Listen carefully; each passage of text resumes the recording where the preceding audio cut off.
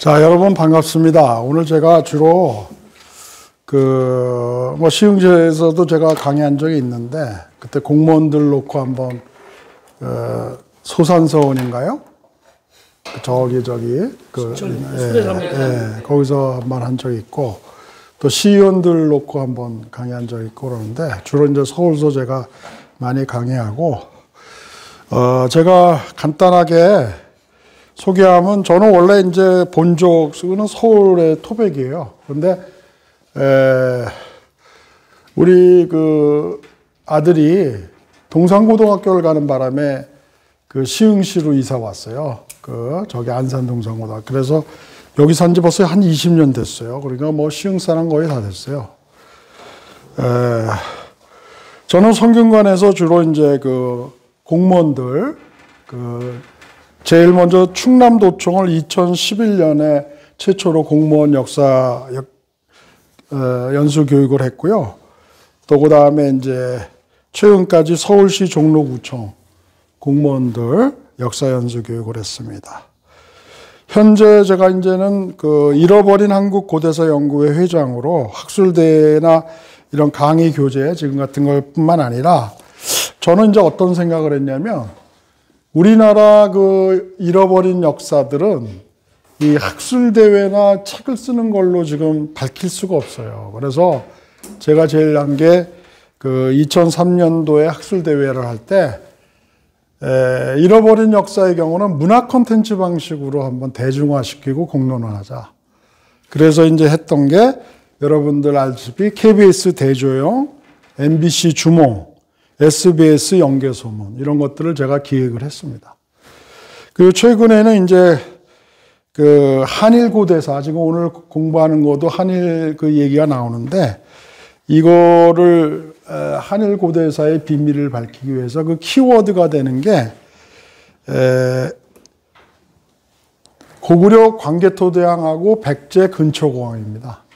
그래서 여러분들 아시는 분은 알겠지만, MBC 드라마 태왕사신기, 그게 이제 광개토대왕을 그린 거고, 2009년 또 KBS 드라마 근초고왕, 이런 것들은 제가 이제 하여간 스토리텔링도 주고 이랬는데, 우리나라 사회가 아직도 이 식민사학이 존재하고, 더욱이 또 한일 고대사를 또 이렇게 밝히지 못하게 하는 세력들이 있어요. 왜냐하면 기존에 잘못 가르쳐 준 게 있는데, 이런 것들을 올바로 밝히면은 또 자기네들이 여태까지 주장해왔던 학설이 다 무너지기 때문에, 그래서 어려움을 좀 겪고 있었고요. 지금은 서울시 평생교육원 예하의 정독도서관이라고 있습니다. 옛날 경기고등학교 자리예요. 인사동으로 올라가면. 그래서 시민 강좌, 잃어버린 한국 고대사를 찾아서 하고, 여기 지금 책이 있는 한중일 삼국의 국제관계학, 이 두 개를 지금 2009년 7월부터 지금 10년 동안 계속 하고 있습니다. 그 외에 지금 오늘 내가 여러분들 강의하기 전에 여기 같이 오신 분도 있는데, 부천 이마트라고 있어요. 거기 7층 문화센터에서, 거기는 2012년부터니까 지금 거기도 한 8년 어떻게 돼? 7년 됐네, 7년. 예. 그리고 기타 제가 역사 칼럼 같은 거 쓰고 그러고 있습니다. 자, 여기까지만 제가 간략하게 소개를 하고, 오늘은 원래 이제 지금 한일 관계가 지금 복잡하잖아요. 여러분들 보다시피. 그래서, 한일 관계와, 관계된 역사 중에서 임진왜란 하나하고, 그 다음에, 우리가 한산도 대첩은 잘 알고 있잖아요. 이순신의. 그런데 육군에서, 그거는 해군이 이긴 거고, 육군에서는 한경도 지역에서, 대첩을 일으킨 정문부 장군의 의병 활동이 있습니다. 예. 그래서 그거에 대해서 좀 얘기한 다음에, 원래는 이제 그걸로 끝날까 그랬는데, 이게 생각이 자꾸 깊어지니까, 그런 사건들의 과거 사건을 통해서 지금 현재 한일 관계, 무역 전쟁을 하고 하는 이런 관계의 역사적을 어떻게 적용해서 해보실까 이런 생각을 해봤습니다. 예.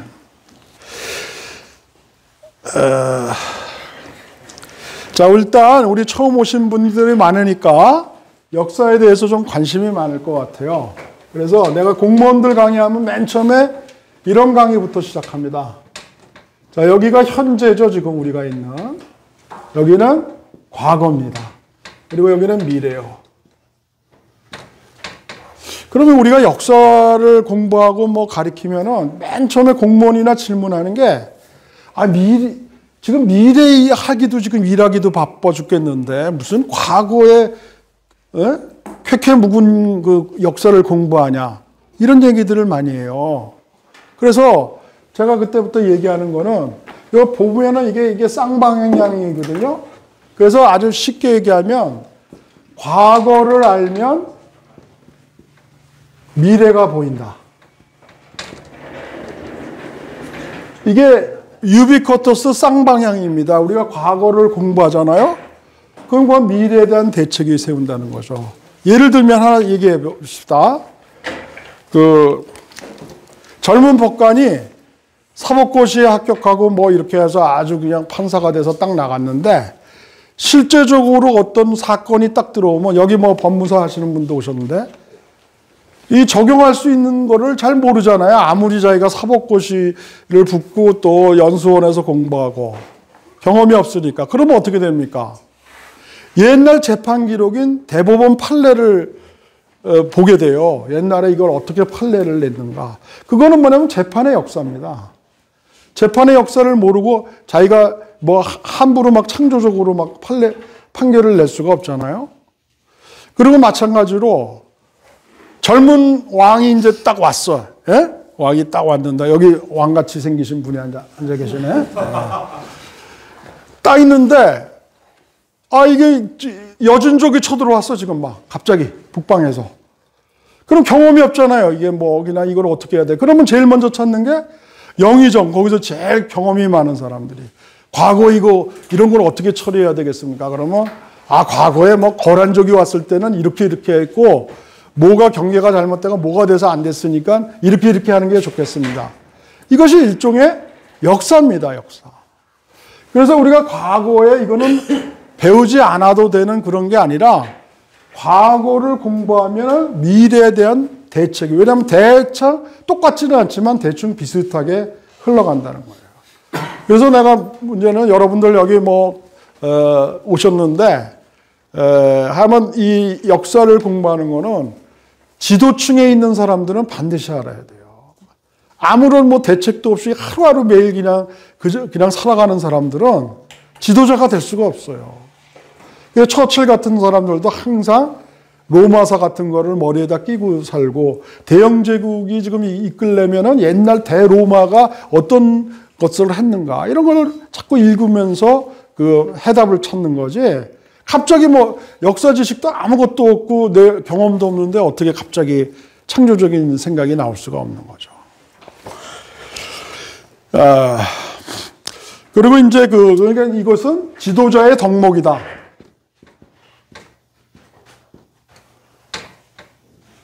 그래서 내가 여기 오신 분한테 이제 앞으로 제 강의를 듣고 이런 사람도 내가 들어봤어요. 역사가 반맥이죠. 지금 바빠 죽겠는데 지금 밥 먹기도 바쁜데 무슨 놈의 역사를 공부해. 이런 사람들이 많아요.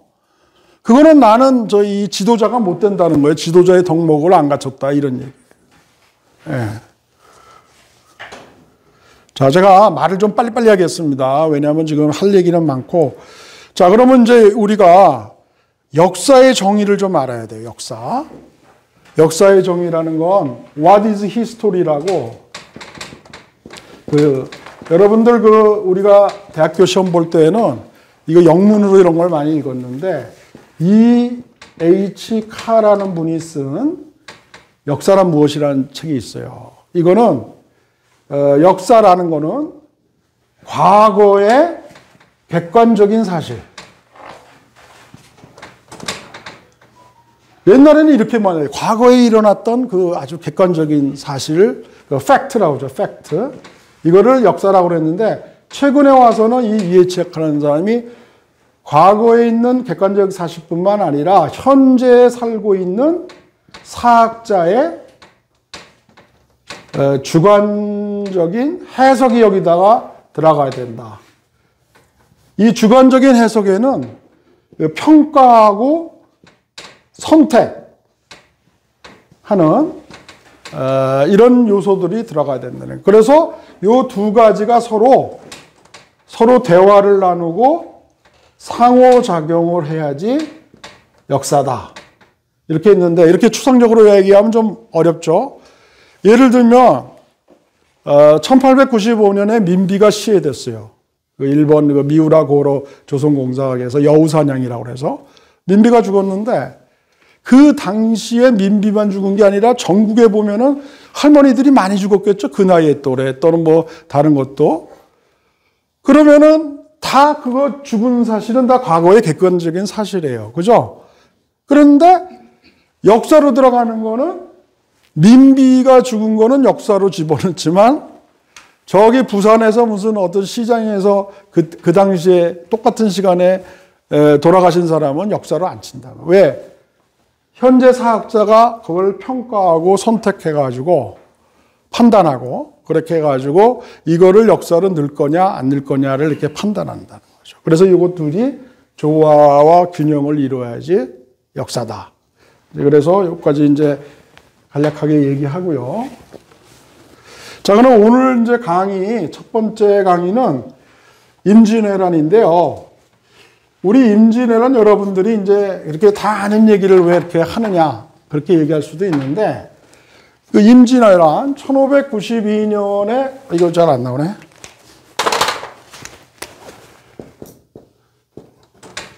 임진년이에요, 이게. 그래서 임진년에 일어난 왜란이다. 왜가 일으킨 난이다. 그런데 우리나라에서 알려지지 않은 얘기가 있어요. 이것이 한국판 십자가 전쟁이라는 뜻이에요. 무슨 소리냐?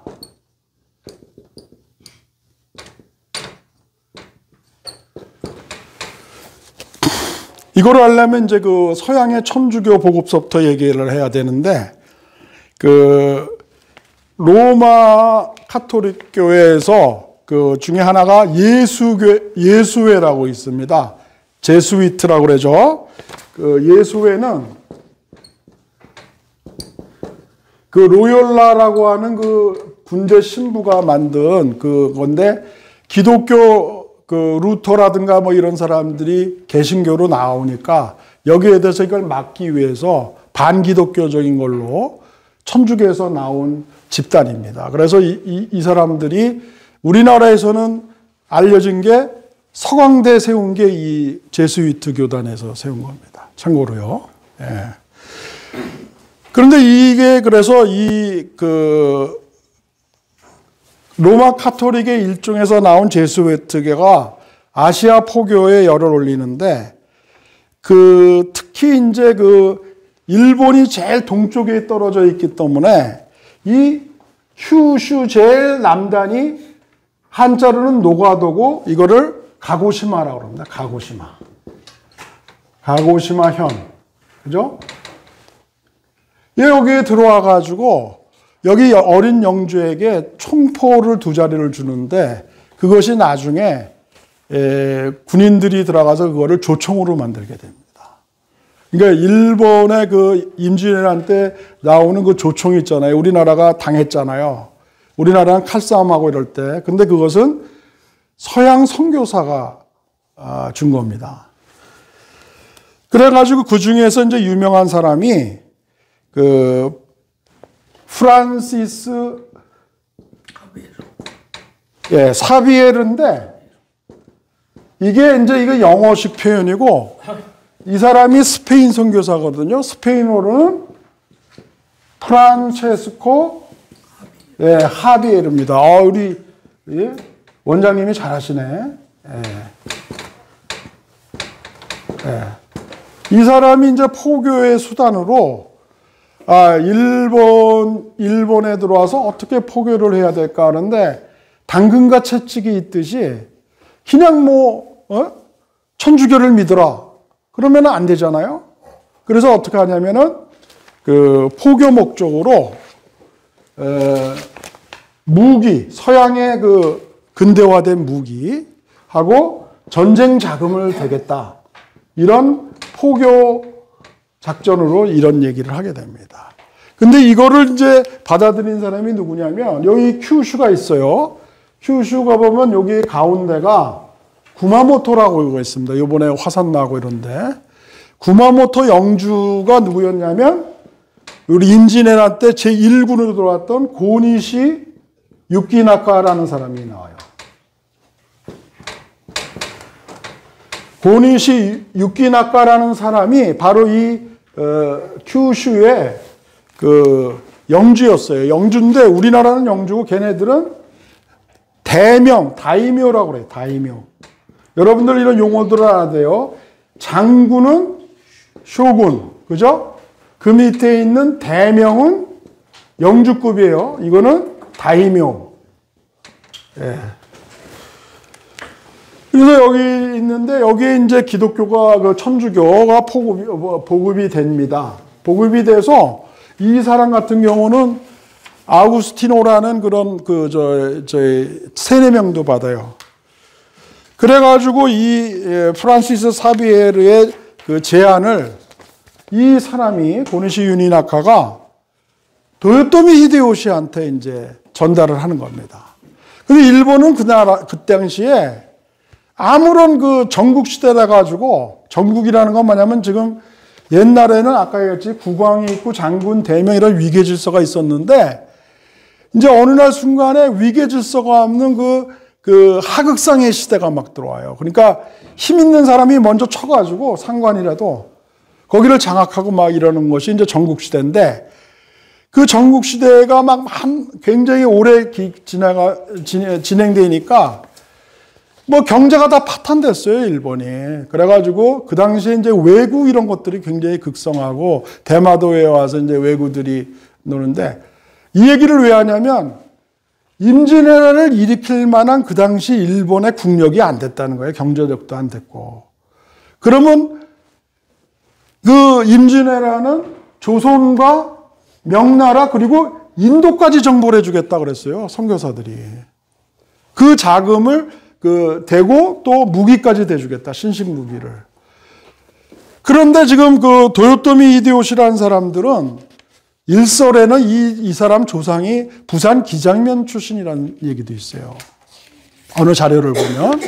그런데 이제 밀항을 해가지고 일본에 갔는데 거기서는 하층민으로 있었어요. 그런데 오다 노부나가라고 지금 이 총포를 가지고 전국시대를 제압한 사람이 있어요. 다 칼로 싸우는데 이 조총을 만들어가지고 여러분들 그 대야망 시바료떼라는 사람이 그거 보면은 오다 노부나가서부터 나가는데 그 사람이 전국시대를 제압을 한 사람이 있어요. 근데 이 사람한테 잘 보여가지고 처음엔 그러니까 종놈으로 들어가요. 그 집안에. 그러다가 끊임없는 노력을 많이 했어요. 여러분들 우리가 신분이 비천하다 그러지만은 도요토미 히데요시는 들어가서 아주 성실하게 일할 뿐 아니라 무사훈련을 스스로 많이 했어요. 그래가지고 거기는 무사가 양반계급입니다. 그 신분을 뛰어나서 하급 무사가 돼요. 신뢰를 받아서. 그런데 이 도요토미 히데요시가 신분적인 약점이 있었기 때문에 열등감이 있었어요. 그래가지고 또 그리고 아까 그 다이묘라든가 이런 사람들이 깔봤단 말이에요, 이 사람을. 그런데 이 사람이 왜 그러면은 우두머리가 됐느냐? 아까 자기를 키워준 오다 노부나가를 배신한 사람이 있었어요. 그 배신한 사람이 있는데,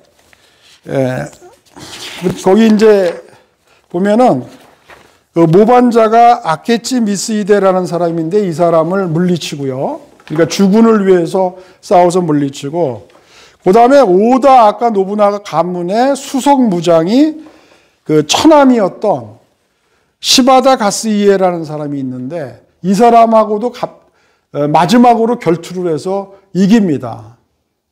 그래서 우리가 여기서 역사적 교훈을 보면은 그 천민 밑바닥에 있었지만 자기 개발이 굉장히 강했고 또 그래서 무사가 됐는데 하급무사라 할지라도 중요한 두 개의 전투에서 아까 그 배신자를 없애고 그 다음에 또 그 세계에서 수성무장인 사람을 이길 수 있는 그런 실력을 갖췄다는 거예요. 예.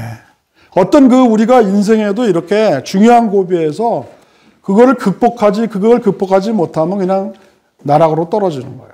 근데 이 도요토미 히데요시 경우에는 이 두 가지 전쟁에서 이겨서 이 전국시대를 마감하고 이거를 이제 모모야마 시대라고 합니다. 모모야마. 실판이 좀 적네. 모모야마 시대. 그리고 이 사람이 이제 여러분들 일본 가면은 오사카 성 있죠? 천수가. 그 맞은편에 이 도요토미 히데요시의 신사가 있어요. 이 천수각을 세워서 이걸 오사카 성시대라고 합니다. 모모야마 오사카 성시대. 그런데 이 사람이 아까 얘기한 대로 쇼군이라는 말을 못 듣고 니천한대에서 갑자기 올라갔다 그래서 태압마마라고, 우리 그 드라마 보면 태압이라는데 일본 말로는 타이코라고 그래요. 근데 태압이라는 존칭을 받았어요. 이 정식으로 이렇게 개통을 밟아서 올라간 게 아니기 때문에.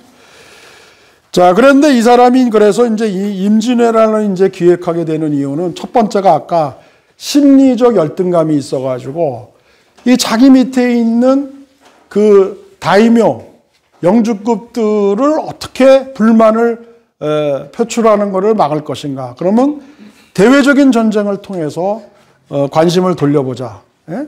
실력을 보여주자. 이게 첫 번째였고, 두 번째는 우리가 또 동일한 얘기라고 할 수는 있을까 모르겠는데, 우리가 보통은 오랑캐로서 오랑캐를 점령한다라는 얘기 들어보셨죠? 그 한자 수고로 뭐라 그러죠? 그렇죠. 여기는 수준이 굉장히 높네. 시흥시에서 제일 수준 높은 사람들만 오늘 모아다가 한 것 같아요. 네.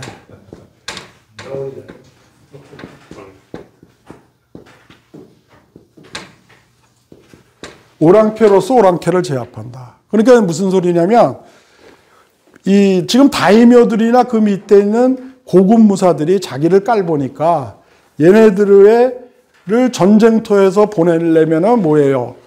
군량미를 거둬야 되고 또 군사를 모집해야 되면은 그거는 대외적인 전쟁한다 그러지만 사실은 이 사람들의 힘을 약화시키게 하는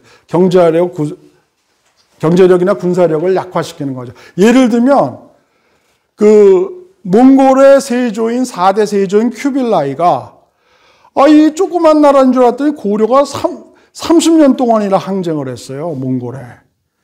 그 다음에 그 밑에 여기 양장한 쪽에는 남송이라는 게 있어가지고 계속 끝까지 악비 장군이 나와서 계속 투쟁했거든요. 그러니까 큐빌라이가 굴복은 시켰지만 완전히 장악은 못했다 그래가지고 일본 여몽연합군을 세워서 일본을 치게 하죠. 그런데 몽골은 하나도 돈을 안 들이고요. 고려 보고 배 만들라. 제1차 때는. 예? 그리고 2차 때는 남송한테 더 많은 5천 척을 만들어라. 10만 명을 여기 보내라. 그러면 몽골은 장교급에 별로 없었어요. 주로 고려 병사하고 남송 장군으로 가서 그 병사들로 가서 일본 치다가 태풍 만나고 이래서 지잖아요. 그래야 몽골은 손해볼 거 하나도 없어요. 그냥 힘만 고려하고 남성만 힘을 빼는 거예요. 경제력과 군사력을 빼기 위한 방법이 바로 이런 이제이 전법입니다. 그래서 이제 이와 마찬가지로 자기를 멸시할 수도 있는 그런 자기 밑에 있는 아주 기라성 같은 다이묘, 쇼군, 장군들, 이런 사람들을 이제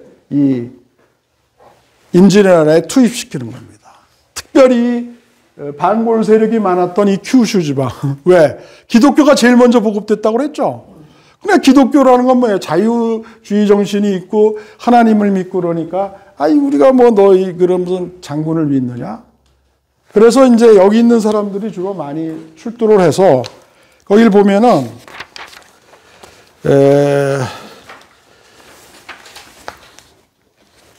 이 아까 같이 그렇게 경제가 없는데도 9개 군단을 보냅니다. 9개 군단에다가 또 뭐 저희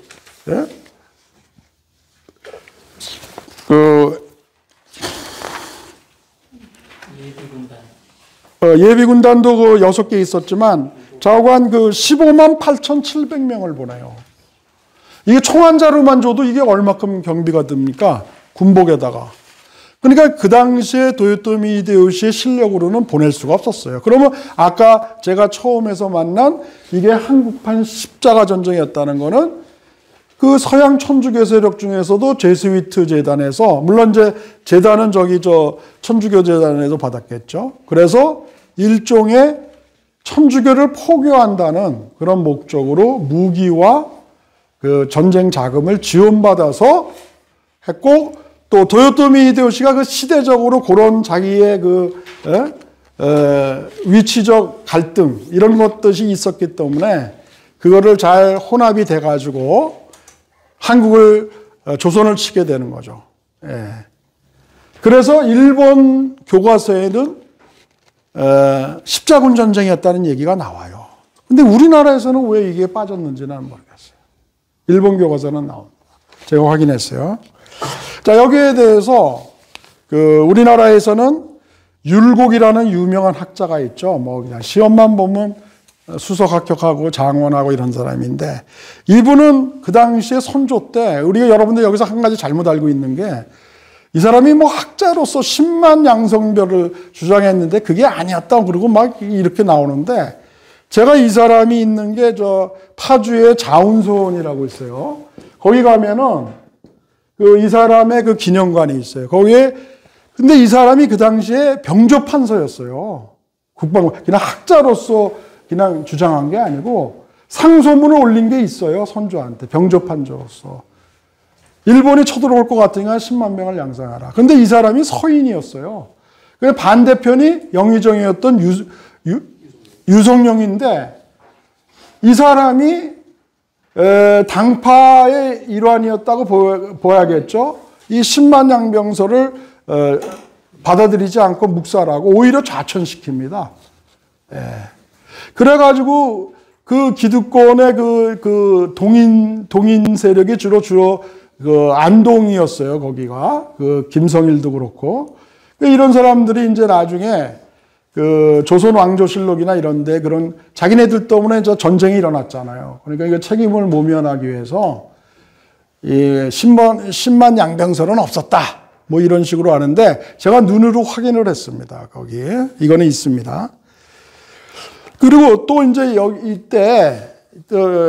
이따 선조에 대해서 제가 좀 집중적으로 얘기하겠는데, 도요토미 아까 그 히데요시 밑에 고니시 유니나카가 있고, 그 사람의 사위가 누구냐면 여기 대마도 있죠. 대마도 쓰시마라는데, 여기 그 대마 도주가 요시도시라는 사람이 있었어요. 요시토시. 이 사람이 그 정명가도가 뭡니까? 명나라를 정벌하러 가니까 길을 좀 비켜달라. 이거는 교과서에서도 많이 배웠어요. 그래서 무려 4년 동안이나 조선에 와서 명나라를 칠 때니까 길만 비켜달라 이랬단 말이에요. 그러면은 이거는 뭐 선조가 바보가 아닌 이상 길을 비켜달라면 여기가 전쟁 준비가 됐으니까 명나라랑 싸우러 가겠다는 거 아니에요? 근데 그거를 파악을 못해서 탐적사 2사람을 보냅니다. 여러분들 알다시피 동인에서 김성일, 서인에서 황룡기. 그런데 그 사람이 와서 서로 다른 반대 방향으로 해요. 서인 그 황룡기는 전쟁 조짐이 있다. 동인은 김성일은 조짐이 있다는 걸 알았는데 그 자기 바로 선배가 유성룡이었어요. 안동 선배예요. 그러면 당파로 반대 의견을 냅니다. 그런데 선조가 판단력이 어떻게 된 건지 동인 얘기를 들어요. 동인 얘기를. 아니 나는 그 탐적사 보내는 것도 시간 낭비고요. 벌써 대마도 도주가 와서 명나라 치겠다고 길 빌려달라고 그러면 전쟁 준비가 된 걸로 알아야지. 이걸 무슨 또 확인을 한다고 또 보내. 그래서 이제 이렇게 해서 우리가 우리 군대 교훈에서는 전투에 실패한 자는 용서할 수 있으나 용서받을 수 있으나 경계에 방심한 자는 용서받을 수 없다. 그런데 여기는 완전히 경계에 방심한 겁니다. 이거는 충분히 싸움에 이기고 지는 거는 둘째고 우리가 충분히 방어를 할 수 있는 그런 시간이 되고 충분히 그런 걸 할 수 있는 절차가 있었는데도 불구하고 조종해서 무시한 겁니다. 이거를. 그래서 드디어 우리나라는 임진왜란이라고 그러고 일본에서는 조일 7년 전쟁이라고 합니다. 7년간이 있었다. 또는 나중에 임진왜란 다음이라는 게 정유재란이라고 그래요. 이거는 도자기 전쟁이라고 합니다. 도자기. 이따 얘기하겠지만 도요토미 히데요시가 뭐 개인적으로 차를 좋아했지만 그 당시 도자기는 중국하고 조선만 만들 수 있는 첨단 기술이었어요. 유학을 어떻게 바르느냐, 몇 도에 굽느냐 이것이 상당히 중요한 거였거든요. 일본은 만들지 못했어요. 그래서 도자기 공을 우리나라에서 대부국합니다. 그래서 이 조선 도자기를 일본 도자기로 만들어 가지고 그래서 유럽에다 오히려 일본 도자기라고 해서 팔아먹습니다. 자, 그 얘기는 좀 이따 하고요. 자, 그래서 이제 이 한국판 십자가 전쟁이 제1군 고니시 유니나카가 자기네 부대를 그리스도 또는 일본말로는 기리시단 그래요. 발음이 이상하죠. 크리스찬입니다. 그런 걸 기리시단이라고 그래요. 기리시단 군대라고 그래가지고 십자가를 여러분들 불멸의 이순신 보면은 잘 보신 사람 알겠지만 동네에 입성할 때 이 빨간 거에다가 이렇게 십자가 표시하고 깃발 들고 이렇게 들어옵니다. 이게 뭐냐면 자기네들이 십자군 전쟁이다. 십자군 군대다. 그래서 군사 대부분이 카톨릭 신자고 그때 이제 같이 온 사람이 아까 세스페데스 스페인 신부라는 사람이 같이 동행합니다. 예수회 소속의 사제죠. 그래서 그때 이제 그런 사람들이 이제 어떤 문양 같은 거를 이렇게 중시하죠. 아까 그것이 이제 프리메이슨 중세 프리메이슨 조직이나 템플 기사단 이런 것들이 문양을 많이 했어요. 제가 오늘 그래서 일부러 이게 미국에 연수 갈 때 이게 하버드 대학교 마크거든요. 얘네들이 이렇게 이런 것이 좀 특이하죠, 문양이. 이런 거를 이렇게 얘네들은 선호합니다. 이게 휘장 같은데 문양, 뭐 사자가 그려져 있다든가. 예.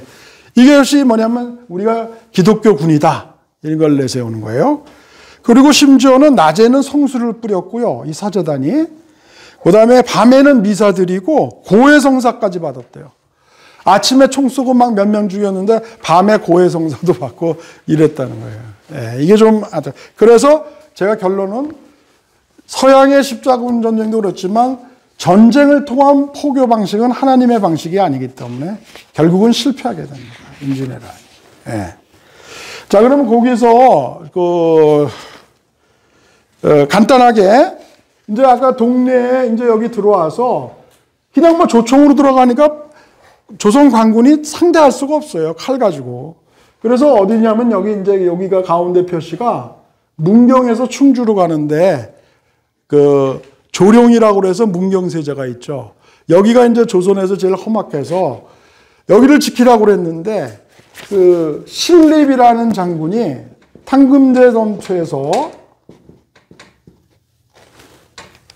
이 사람은 기병을 8,000명을 가지고 있었어요. 그래서 어떻게 생각했냐면 지금 막 총 쏘고 그러니까 밤에는 공포심이 있어서 여기 지키라고 하지 않고 전부 도망갈 것이다. 그러니까 차라리 여기서 내려와서 탕금대라고 하는 허허벌판에서 대낮에 속도전으로 기마전으로 싸워야겠다. 왜?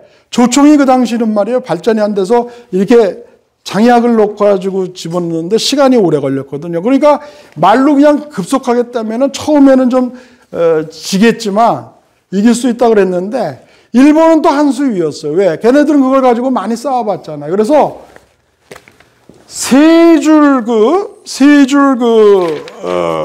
그 용어를 뭐라고 그러냐면 세 줄 총진이라고 그럽니다. 세 줄 총진이 앞에 사람이 장전하고 쏘잖아요. 그러면 이게 맨 뒤로 가요, 이 사람이.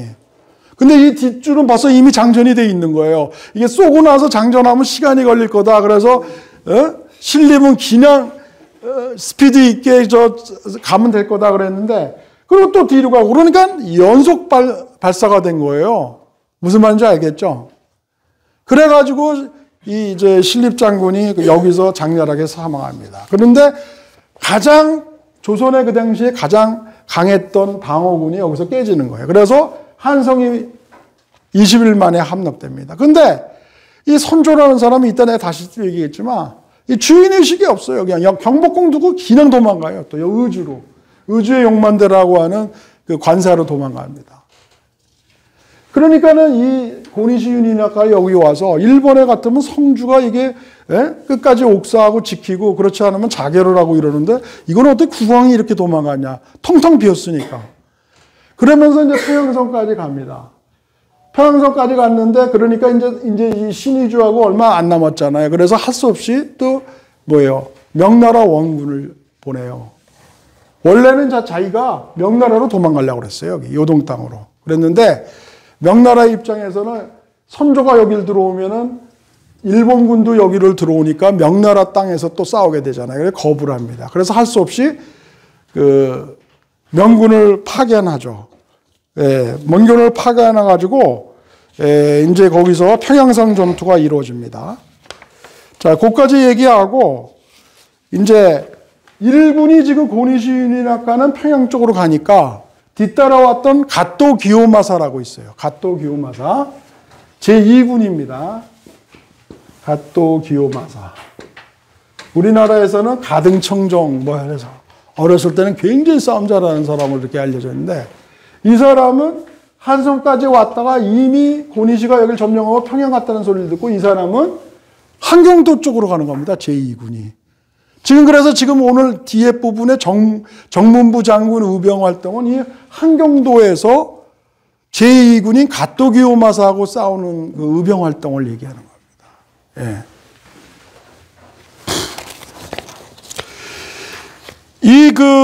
여기로 이제 한경도로 갔는데 그때 그 경성에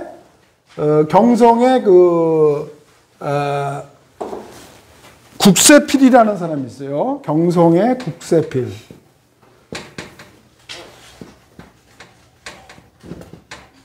그리고 회령의 국경인. 이 두 사람이 이 국시가 원래가 이게 백제 양반이에요. 8대성이에요. 국시가. 그런데 이 사람이 그 배신을 해서 선조의 그 장남이 임해군과 또 다른 아들 그 수마군을 잡아다가 오히려 그 갓도 기요마사 부대에게 넘깁니다. 두 아들을. 그리고 한경도를 바치는 거죠. 그러니까 배신하는 겁니다. 근데 그때 아까 나중에 이제 제가 얘기했죠. 정문부 장군이 여기 병마사로 가 있었어요. 한경도죠. 여기 한경도죠. 그래가지고 이 사람이 의병 활동을 일으켜서 이 한경도를 탈환하는 겁니다. 한편 다시 이 평양성 전투에서는 이여송이라고 하는 명나라 장군이 43,000명을 가지고 옵니다. 이 사람도 조선족이래요. 그 아버지가 그 이성량이라고 요동방어로 했었던 요병 총병이었는데 조선족이에요. 그리고 이때 올 때 이제 온 사람이 누구냐면 그 심유경이라고 하는 그 상인입니다. 그 상해 기흥에서 그 상인인데 이 사람을 왜 데리고 오냐면 일본어가 능통했어요.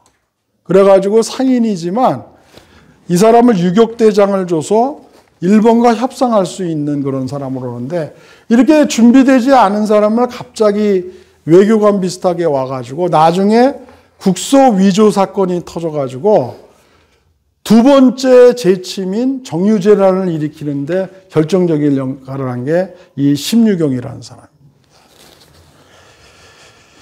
그런데 거기 이제 우리나라 조선하고 명나라군이 같이 이렇게 잘 알다시피 휴정이라고 하는 대사들, 그러니까 불교 승병들, 서산대사를 휴정이라고 그러죠. 당시 73세입니다.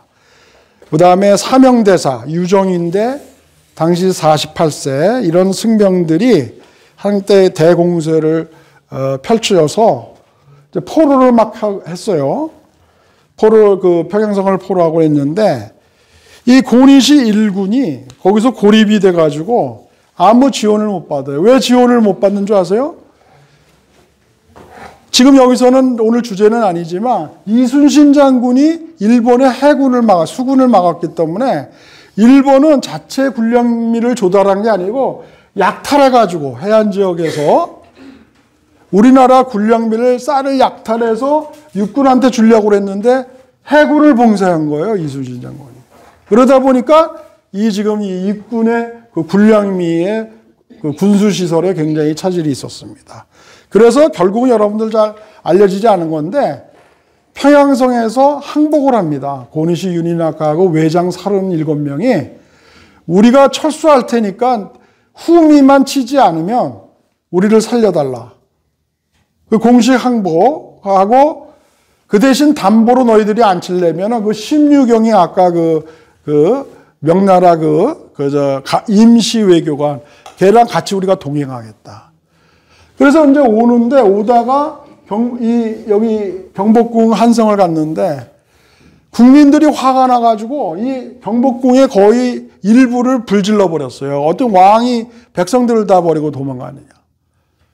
그래서 어느 정도 파괴되어 있는데 나머지를 다 전소시키는 게 일본군입니다. 그리고 이 남쪽이 순천 쪽으로 이렇게 가죠. 여기 순천에서 오죠. 순천 외성도 있고 막 그러죠. 예. 그런데 경복궁만 파괴하는 게 아니라 나중에 또 한일 간의 무교가 되는 게 뭐냐면 여러분들 강남에 가면 선릉역이라고 있죠. 선릉역에 누구 왕이 있어요? 어느 뮤덤이 있어요? 두 사람이 있어요. 두 사람.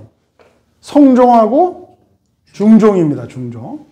근데 이 두 사람이 원래는 거기 선릉에 있지 않고 별도로 있었는데 일본군이 이 왕묘를 파가지고 시신을 불태웁니다. 이런 야만적인 짓을 해요. 시신이 없어서 다시 선조가 나중에 뼈가루를 모아다가 능을 만든 게 선종입니다. 지금 선릉입니다. 지금 강남에. 거기 시신이 없는 거예요. 그리고 경복궁 왕궁이 파괴되고, 그러니까 이 두 가지 경복궁 파괴와 두 명의 왕의 봉분을 파헤치는 그런 야만적인 일을 하게 됩니다. 그런데 그럼에도 불구하고 아까 1593년에 2월 9일, 아까 1593년 2월 9일이면 아까 1592년 4월에 임진왜란이 시작했는데 약 8개월 만에 7개월 내지 8개월 만에 이 조명연합군에 의해서 평양선이 다시 탈환되는 겁니다. 예. 아까 앞 시간에 이제 우리가 주제했던 임진왜란이라는 거는 그냥 일본이 그냥 무대뽀로 쳐들어온 거다가 아니라 서양 천주교 세력들이 무기와 자금을 줘서 천주교 포교를 위한 십자가 전쟁이었다. 이것이 핵심 포인트입니다, 지금. 예. 자, 그러면 이제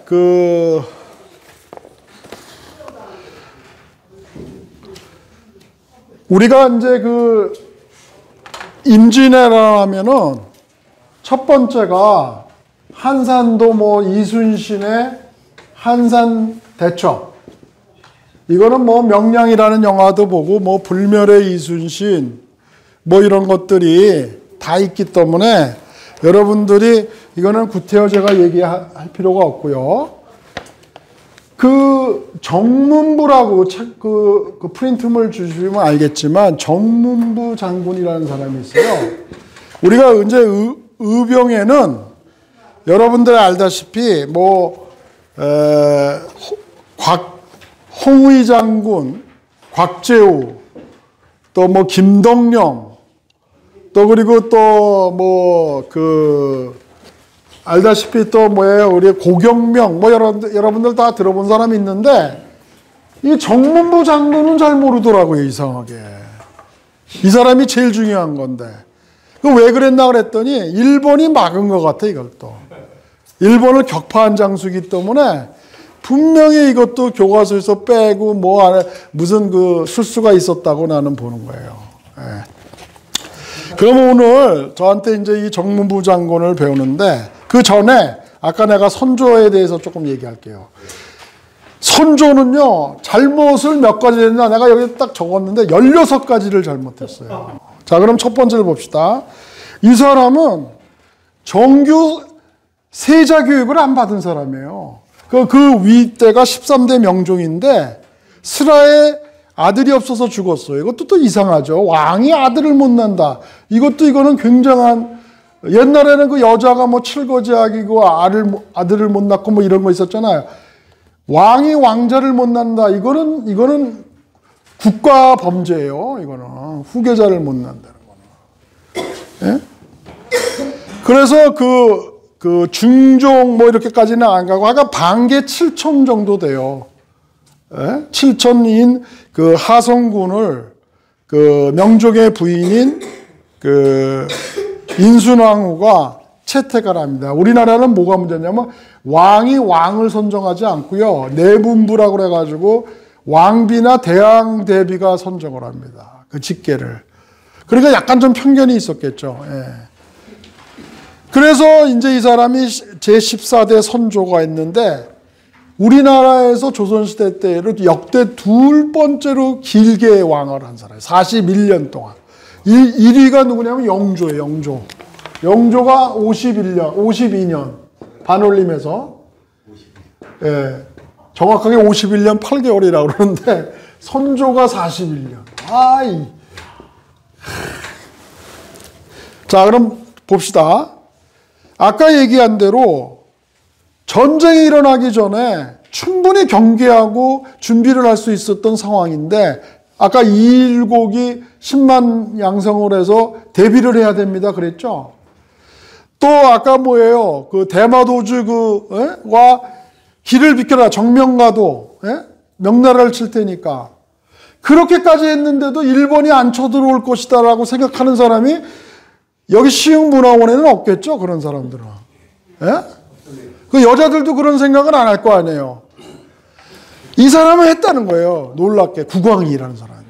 예? 예. 예.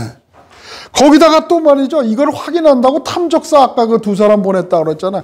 이것도 시간 낭비예요. 지금 하나라도 무슨 이지싸움이라도 만들고 뭘, 예? 무슨, 예? 저 방어벽도 만들고 성벽도 만들고 이래야 될 시간에 무슨 또 그걸 확인해 본다고 또 탐적사를 보내. 옛날에 그 백길이 얼마에서 몇 달씩 걸리는데 갔다 오면은. 예? 판단력에 문제가 있는 거예요. 그 다음에 적군이 어떻든 간에 지금 관군이, 일본이 뭐 조총부대가 셌는지 모르지만은 사수를 해야죠, 경복궁을. 그런데 이 세자 교육을 제대로 안 받아서 이 주인의식이 없는 거예요, 내가. 이 국가를 지켜야겠다. 그냥 도망가는 거예요.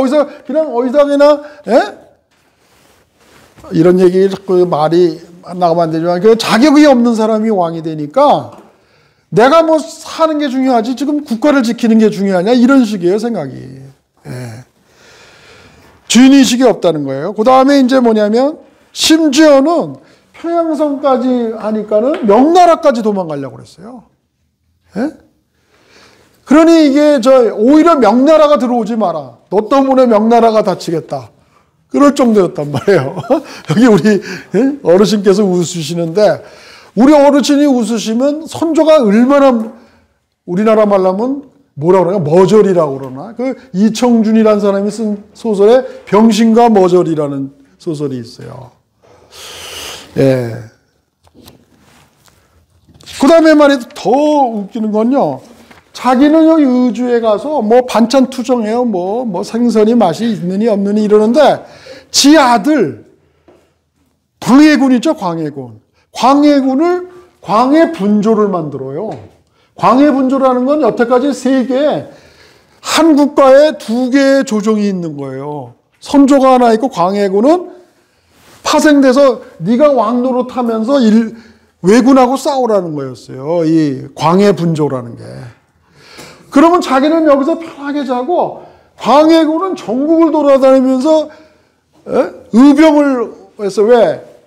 선조는 관군이 있는데 관군은 왕을 지켜야 되니까 이 광해군은 의병을 조직하고 여러분들 여기 막 20명 모이려도 얼마나 힘이 듭니까? 뭐 전화하고 뭐 어떠라. 예? 의병을 모아가지고 왜군하고 싸운다. 이거는 엄청난. 내가 정독도성에서 아까 가르친다고 그랬잖아요. 거기 20명을 이끌고 경희궁 위에 그 인왕산이라고 있어요. 인왕산. 그래서 한번 그 역사기행을 그 경영군이 모여서 인왕산을 가자 그러면요. 20명 모으기도 힘들어요. 또 온다고 한 사람도 경복궁 1번 출구로 나오라 그러면 3번 출구에 있는데요. 어디로 가야만 돼요? 뭐 오늘 오려고 그러는데 갑자기 남편이 밥을 지으라 그래서 못 가겠어요. 뭐 그냥 예? 멀쩡한 사람이 갑자기 어제 무슨 돌뿌리에 발이 쳐여가지고 못 가겠어요.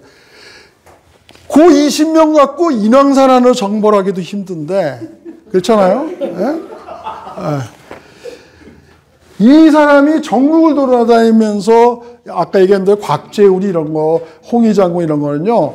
이 광해분조에서 광해군이 임명을 한 겁니다. 장군으로. 예? 왜? 이 사람이 아무 포지션이 없으면은 그냥 도적대 같이 되잖아요. 마적대 같이. 그랬는데 이 의병을 일으켜가지고 일본을 이겼던 임진왜란을 극복했던 양대 사건이 뭐냐면 아까 얘기한 대로 수군의 활동, 이순신의. 그 다음에 두 번째는 의병 활동이에요. 관군은 다 도망갔어요. 그런데 이 의병은 아까 얘기한 대로 관군이 아니기 때문에 나중에 선조가 또 뭐라 하냐면 역모를 일으켰다고 그런다고. 그래가지고 그 곽재우 이런 사람들은 막 그냥 태형을 쳐가지고요. 거의 산병신같이. 어떤 사람은 이게 맞으면 장독에 올라. 이 정문부도 나중에 태형을 100대 이상 맞아가지고 여기 장독이 썩어가지고 옥사합니다. 우리나라 이렇게 훌륭한 사람들이요. 전부 이래요. 그런데 선조는 41년이나 살았어요. 빨리 죽어야 될 사람은, 빨리 왕에서 물러날 사람은 질질 끌고, 영웅들은 다 그냥 이렇게. 그래서 그 스스로 물러날 수 있는 그런 책임의식이 없는 거예요. 전부. 그러면은 내가 만약에 선조였다면, 야, 우리 아들이 이렇게 나 대신 열심히 했구나. 그럼 내가 빨리 물러날 테니까, 네가 광해군이 왕이 되라. 이렇게 그 배려를 해주고, 이렇게 그 인정을 해줘야 되는 거 아니에요? 오히려 말이에요. 시기 질투를 해요. 지기 아들을. 그리고 뭐라고 그러냐면 내가 명나라군을 청했기 때문에 명나라 때문에 이겼다고 그러는 거예요. 이런 사람들의 역할들은 전혀 인정을 안 하고. 그러니까 이순신도 뭐예요? 마지막 전투에서 노량 전투에서 선조한테 끌려가서 죽을까봐 그냥 오히려 명예롭게 죽자 그래가지고 정말 초급 장교들이 있는 대로 북치는 데까지 내려와서 갑옷 벗고 총 맞고 죽잖아요. 그런데 여러 가지 설이 있지만은 자기가 살아남으면은 선조한테 또 어떤 죄명을 가지고 어려움을 당하지 않을까 이런 것들을 고려했을 가능성도 있다는 거예요. 예, 예. 그래서 이순신도 그렇게 총 맞고 죽고요. 이렇게 된다고요. 전부 다 의병이. 그런데 임진왜란이라는 건 어떠냐. 경복궁 파괴뿐만 아니라요. 조선이 그 당시 500만인데 300만의 사상자를 냈어요. 5분의 3이 죽거나 부상자가 됐다. 20만 이상이 전쟁 포로로 끌려갔어요. 예? 그 다음에 농지가 150만 결인데 3분의 1인 50만 결로 줄어들었어. 이거는 뭐냐면 농지가 줄었다는 건 농업 생산량이 줄어가지고 쌀 생산이 줄어들었다는 거예요. 그래서 목군 초피, 예? 풀 뜯어서 지금 북한과 같이 비슷하게, 예? 나무 껍질 뜯어먹고, 뭐, 풀 뜯어먹고, 이래서 살아갔단 말이에요. 이건 엄청난 그 국왕의 책임이 져야 될 상황이 아니냐. 거의 그 조선이 멸망한 거나 마찬가지예요, 사실은. 예. 그리고 심지어는 신분 질서가 다 파괴돼가지고, 공명첩이라고 그래가지고, 그 백제 수표가 있는, 백제엄도 있는데, 공명첩은 자기 벼슬을 쓰는 거예요. 돈 내고. 야, 나는 시흥시장 할 테니까, 예? 예. 돈 내가 얼마 바치고, 그 백지로 주는 거야. 이 사령장을. 예? 백지당장. 예. 그리고 그 당시에 무슨 문서가 다 파괴됐기 때문에, 누구 직급, 무슨 뭐 토지의 소유권, 뭐 이런 거 다 있었겠어요. 그냥 지금 뭐. 그냥 말뚝 박는 사람이 이기고 힘 있는 사람이 이기고 돈 있는 사람이 막 벼슬 얻고 막 이러는 거예요. 근데 내가 볼 때는 거의 신분 질서가 파괴됐어요. 예.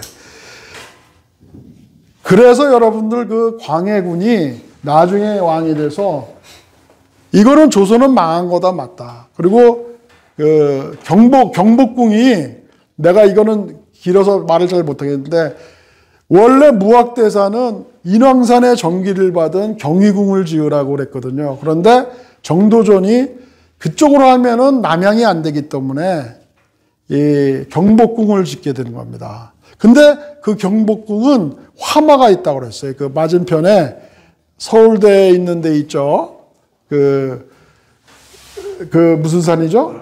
관악산이 화기가 있어가지고 그랬더니 정도전이 아예 한강이 막아줄 거고 그 광화문에다 해태상, 불 먹는 하마 같은 거 그러면 산다 그래가지고 그걸 강행했는데 예상대로 200년 만에 그 1592년에 화마가 됩니다. 그래서 내가 경희궁 역사기행을 많이 가는데 내가 거기가 내 모교가 있는데도 되고 그러는데 왜 그러냐? 우리가 경복궁이 500년 동안 정궁으로 있고 경희궁이나 뭐 창덕궁은 서공, 동골 뭐 이런 식으로 알고 있는데 그게 아니라 1392년에 조선시대 때 만들어져서 1592년 200년간만 정궁으로 있었고요. 200여 채가 다 전소가 됐습니다. 그리고 황무지로 300년 동안 있었어요. 그러면 언제 지금 나오는 거는 여러분 알다시피 대원군이 고종 때 중수를 하는 겁니다. 지금 보이는 경복궁은. 무슨 말인지 알겠죠? 그런데 이 광해군이 이건 이제 조선은 멸망했다. 그래서 경복궁을 준수를 안 하고 그 왼쪽에 광화문에 있는 경희궁에다가 다시 정궁으로 지으면서 제2의 조선의 창궁을 하는 겁니다. 근데 이런 사실들도 잘 몰라요. 경희궁은 무슨 시녀들이 살고 있는 별궁인 줄 알고 전 이러는데 오히려 영조 52년이 통치된 데도 경희궁이고요. 그 위에 숙종 때 또 그 조선의 그 르네상스가 일어난 데는 경복궁입니다. 실학사상이 일어나고 이런 데. 경희궁 아시죠? 광화문 예? 강북 삼성병원 옆에 있잖아요. 역사박물관이 있고 경희궁. 그게 이제 일제 때 거기가 왕기가 있다고 해서 다 헐어버려가지고 지금 미니어처로 몇 개만 이렇게 세워놨어요. 그러다 보니까 아는데 자관 이 경희궁을 지은 사람이 광해군입니다. 예? 그런데 이 사람이 그리고 있잖아요. 우리나라의 그 당시에 학자였던 성리학자인 사람들 강항이라는 사람이 끌려가서 일본에서 제일 유명하다는 후지와라노 세이카 이런 그 고승들에게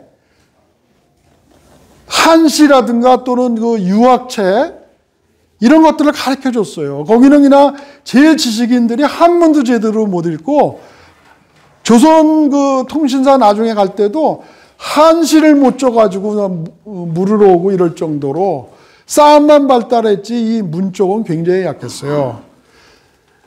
그래서 우리가 그런 뿐만 아니라 아까 그 도자기 전쟁이라고도 한 게 뭐냐면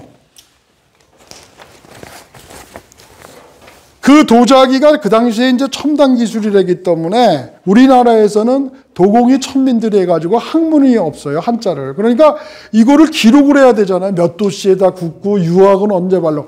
기록이 하나도 없는 거야. 이게 뭐야, 글을 몰라서. 그 자식도 그냥 몸으로 떼는 거예요. 몇천 번 깨보고 또 그냥 해보니까 이게 좋더라. 그러니 얼마나 비현실적이에요. 그런데 도요토미 히데요시는 그 일본의 장군이 우리나라가 막사발이라고 있어요. 이렇게 다완이라고 그러는데 일본에서는 우리나라 막사발 주모 무슨 국밥 하나 말아주 이러는 거 있죠. 그 깨진 거 그걸 하나 주워 갔는데 야 이런 사발이 다 있나 그래가지고 그게 국보가 됐어요. 일본에서는 그렇게 문화 수준이 나죠. 그런데 그래서 도요토미 히데요시가 조선의 도공들을 다 데리고 와라. 그래서 엄청난 도공들이 큐슈로 갑니다. 여기 아리따라든가 여기 심수관이 있었던 여기 가고시마나. 그런데 그 당시에 이 조선의 도공들이 그대로 조선 도자기를 못 만들게 하고 일본식 도자기로 거기다 색채 문양. 우리는 백제잖아요. 백자라는 건 뭐예요? 여백미가 있고 자연미가 있고 수나미가 있고 그리고 이 뭐예요? 아무것도 없잖아요. 깨끗하잖아요. 단순미, 성결미 이런 게 있는데 일본은 여러분들 교토 한번 신사 이런 데 가봐요. 도깨비 나올 것 같아. 그냥 울긋불긋 꽃대걸 그냥 찢어진 기와 빨간 기와 파란 기와 다 나와.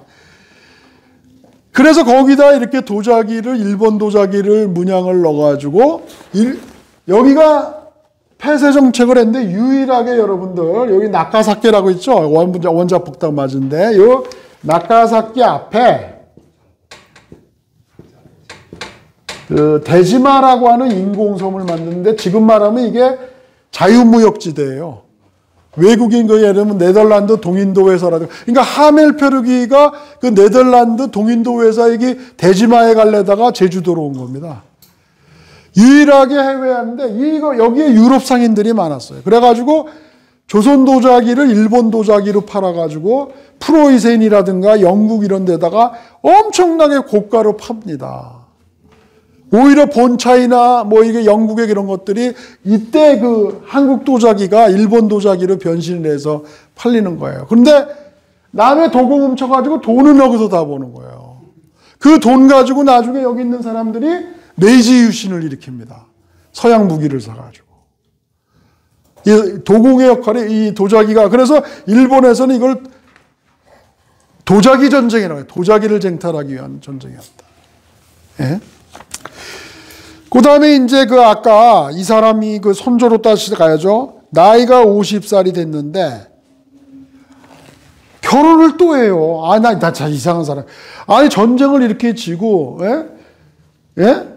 막 이 국가가 다 물러나고 이랬으면은 이렇게 폐허가 되고 그랬으면 자중하고 근신하고 그래야 되잖아요. 빨리 광해군한테 왕위를 물려주고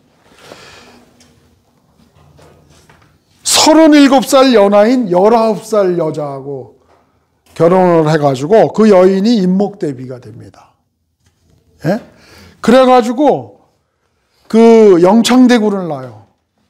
그런데 이 사람이 바로 임종시에 끝까지 광해군을 왕으로 세우지 않고요. 영창대군을 잘 보살펴 주라 그러고 유언을 하고 죽습니다. 그러니까 이거는 왕위 계승이 애매모호하게 되는 거예요. 지금 광해군이 되지 않은 상태에서 영창대군이 예. 근데 아직 세자는 광해군이 맞았어요. 그런데 광해군을 세워라 이러고 죽었어야 되냐, 유언을. 그런데 서인 세력, 노론 이런 쪽에다가 저기를 합니다. 이 영창대군을 잘 모셔라. 그러니까 이제 죽고 나서 광해군이 되긴 됐어요. 그랬는데 항상 이게 지금 이 영창대군이 눈에 가시같이 보이는 거예요. 얘가 또 언제 구테타를 일으키고 정변을 일으킬지 모른다. 그래서 어떡합니까? 강화도로 귀향을 보내요. 예? 그래가지고, 8살 때 되는 나이인데, 여러분들 그 왜 드라마 보면은 이렇게 막 방에다 놓고서는 막 화덕에다가 막 떼목 쪄가지고 막 불태워 죽이는 거 있죠. 증사라고 그럽니다. 그걸 증사. 예? 증기같이 뭐 이렇게 쪄서 죽이는 거야, 증사. 증사해서 죽이고, 그 다음에 그 어머니는 폐서인해가지고 덕숭에 5년 동안 세웁니다. 자, 이러는 와중에서 뭐가 일어나면 인조반정이 일어나는 거예요. 예? 이걸 만약 이런 일이 선조가 처음에 교통정리를 잘 왕위 개성을 하고 갔으면 인조반정이 일어날 수가 없어요. 그런데 안 했기 때문에 또 영창대군 세력들이 또 들고 일어난 게 바로 인조반정인 것입니다. 인조반정이 일어나서 뭐가 일어났어요? 광해군은 등거리 외교를 했어요. 청나라하고. 그 당시 명나라는 임진왜란 때 너무나 소비를 많이 했어요. 그 다음에 여진족하고 싸우는데도 돈이 들어갔고, 또 발베난이라고 또 몽골인의 난이 있어가지고 굉장히 위태위태했는데, 청나라는 그때 누르하치가 이제 떠오르는 신흥 세력들이 여진족이 올라갔단 말이에요. 그래서 광해군 같은 경우는 등거리 외교를 했단 말이에요. 그런데 인조반정으로 인조가 되니까 광해군이 물러나고 다시 친명정책으로 돌아요. 그러다 보니까 어떻게 돼요? 청태종이 또 조선을 치러 온단 말이에요. 그게 정묘호란이에요. 정묘호란이고 첫 번째가 정묘호란, 두 번째가 병자호란이에요. 예? 임진왜란이 끝난 지 얼마 안 돼가지고 두 개의 난을 또 겪게 한단 말이에요. 그것이 뭐냐면 지금 위로 올라갑니다. 선조가 잘못 정치해가지고 인조반정이 일어나고 다시 또 병자호란까지 생기게 되는 거예요. 원인이. 예. 그 다음에 말이죠. 아까 왕궁 2개를 부셨다고 그랬죠. 왕궁 2개를 부시고, 이거 빨리 해야 되는데, 또 그리고 왕궁도 부시고, 진짜 왕릉, 성종하고 중종의 능을 부셨잖아요. 그래서 조선에서 이거는 우리 옛날에 선비들이 머리만 잘라도 최익현이 뭐 그냥 들고 일어났는데, 왕릉을 폐쇄했다는 거는 이거 국가적 자존심이거든요. 그래가지고 사명대사를 보냅니다. 이제 일본에서는 뒤에 얘기했지만 도요토미 히데요시 세력이 물러나고 두 번째 2인자였던 도쿠가와 이에야스가 막부를 세워서 에도 막부라는 게 동경을 중심으로 일어나는데 보냅니다. 이게 우리 사명대사를. 그래가지고 두 가지, 조선하고 일본이 수교하려면 2명의 왕릉을 훼손한 범인을 잡아서 조선에다 바쳐라.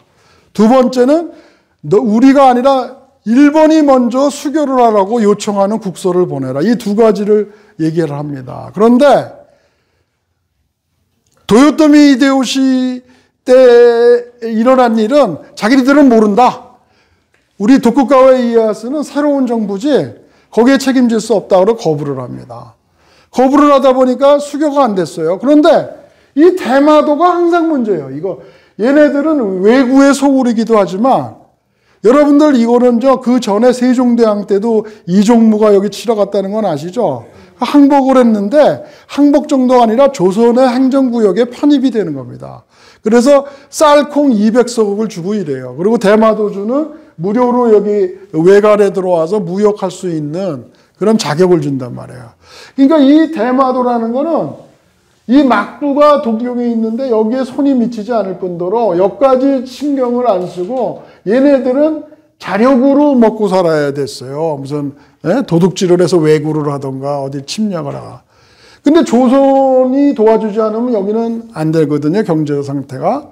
지금도 요번에 불매운동으로 대마도 안 간다니까 죽겠다고 야단치고 있잖아요. 예? 그래서 이 대마도주가 국조를 조작을 합니다. 어떻게 하냐면, 아까 국서를 보내야 된다고 그랬죠? 막부에서. 그래서 일본 국왕이라고는 도장을 파가지고 막부가 보낸 것처럼 수교를 요청하는 것처럼 대마도주가 옮기고 대마도에 있던 살인범 2놈을 보내가지고 이게 왕릉 훼손범이다. 그리고 조선에 보낸단 말이에요. 그럼 조선에서 그 바보들이겠어요? 우리나라 그 정식 공부하고 다 예? 내가 이거 성균관 나중에 그거 되려면요 지금 공무원들 정도가 아니라 시험을 몇 번씩 거치고 그것도 지금 고시같이 매년 보는 게 아니라 3년에 한 번씩 받고요. 거기다 초시, 뭐 복시, 전시 막 이래가지고 하나만 떨어지면 다시 처음부터 해야 되는 거고.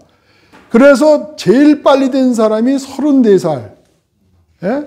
그리고 보통이 39살, 38살 이렇게 돼야지 그 관직에 갔단 말이에요. 그럴 정도로 철저하게 공부했는데 그런 사람들이 그걸 모르겠어요. 그리고 동물범들은 나는 대마도에서 태어났고 조선에는 가본 적도 없는데 왜 나를 도굴범으로 보냈냐 그러고. 국소도 또 보니까는 이게 여기까지 확인은 못하겠고 그런데 선조는 말이죠. 이런 머리는 잘 들어가요.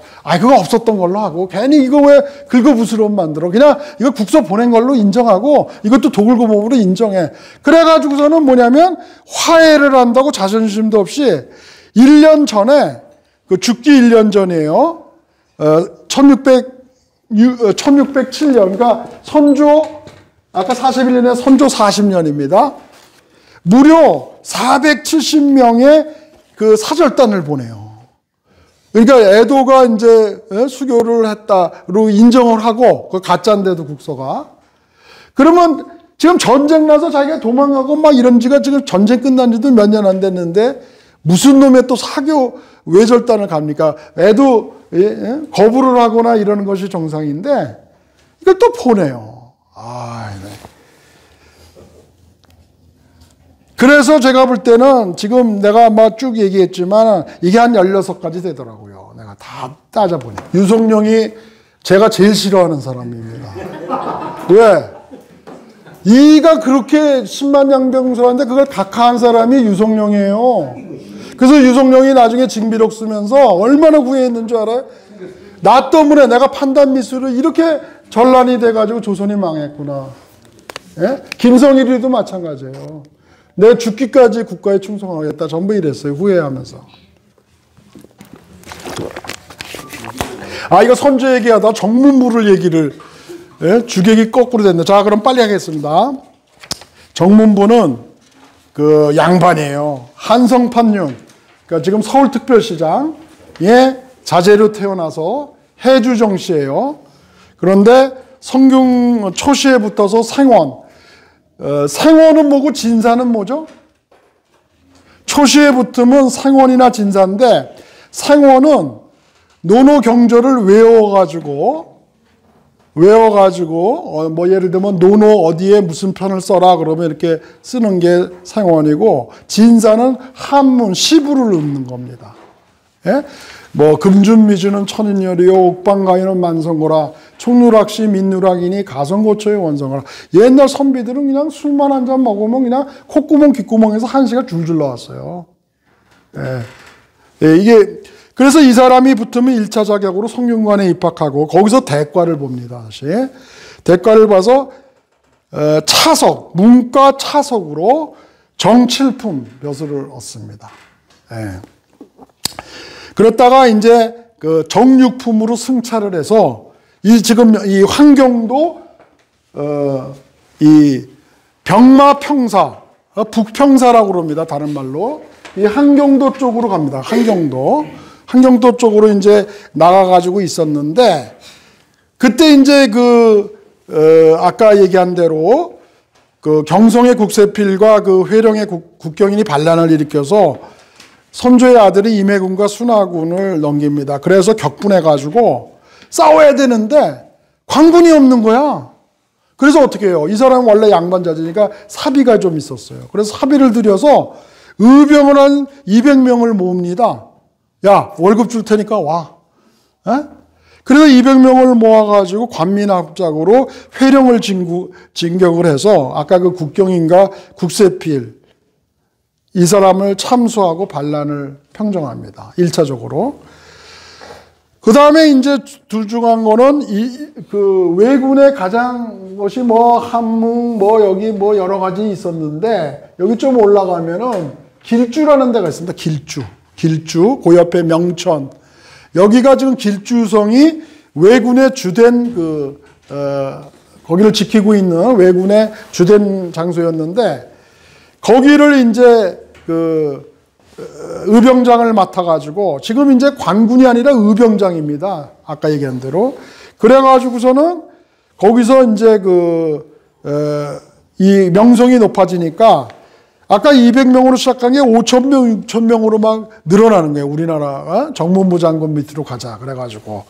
그래서 길주 외성을 둘러쌌는데, 이 외성이 지금 고립됐다는 소리를 듣고, 안변이라는 데가 있어요. 원산 밑에. 거기에서 갓도기요마사가 있었는데, 이 길성이 정문부 장군에 의해서 포위됐다는 소리를 듣고 구원하러 가는 겁니다. 근데 여기 병력이 22,000명이었어요. 파견됐을 때. 이게 2군이거든요.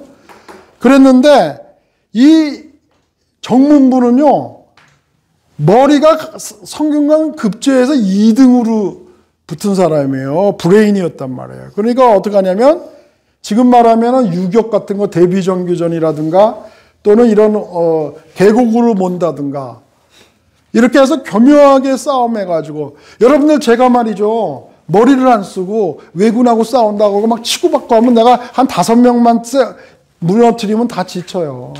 그렇죠?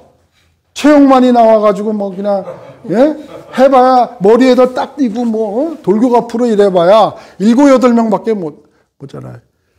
그런데 이 사람이 8번의 싸움에서 22,000명 중에서 1,000명만 남고 도망갑니다. 왜군이. 엄청나게 유격작전도 하고 뭐 산으로 계곡으로도 몰고, 그래가지고 이 지적인 전술을 잘 써가지고 육군에서는 최대의 대첩을 일으키는 사람이 정문부 장군입니다.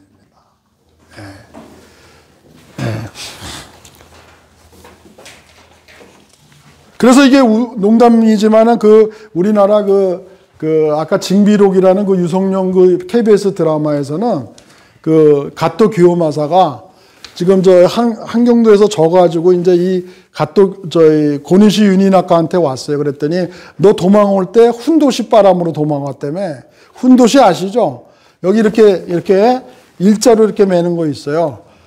옷 입을 시간도 없었다는 거예요. 얼마나 급했으면. 물론 그게 이제 농담일 수도 있겠는데, 혼비백산에서 도망을 했다는 걸 이제 의미하는 거죠. 그랬는데 이렇게 훌륭한 거를 했는데도 아까 얘기는 관군이 아니라 의병이기 때문에 칠시를 하는 관군들이나 선조가 제가 정말 관군은 못한 걸 훌륭한 일을 했구나, 이렇게 평가를 해주는 게 아니라 폄하를 합니다. 그래가지고서는 이것이 이 싸움이 있었는지도 모를 정도였어요. 그러다가 최창대라고 숙종시대 헌천 미치입니다. 1669년 사람이니까 한 몇십 년 뒤 사람이죠. 똑같은 이 한경도 부평사로 간 최창대라는 사람이 북한 대첩이 우리 선배가 이렇게 열심히 싸웠는데 이 사람의 공적을 길어줘야 되지 않느냐. 그래서 북한 대첩이라는 거를 길주에 북한 대첩비를 세우게 됩니다.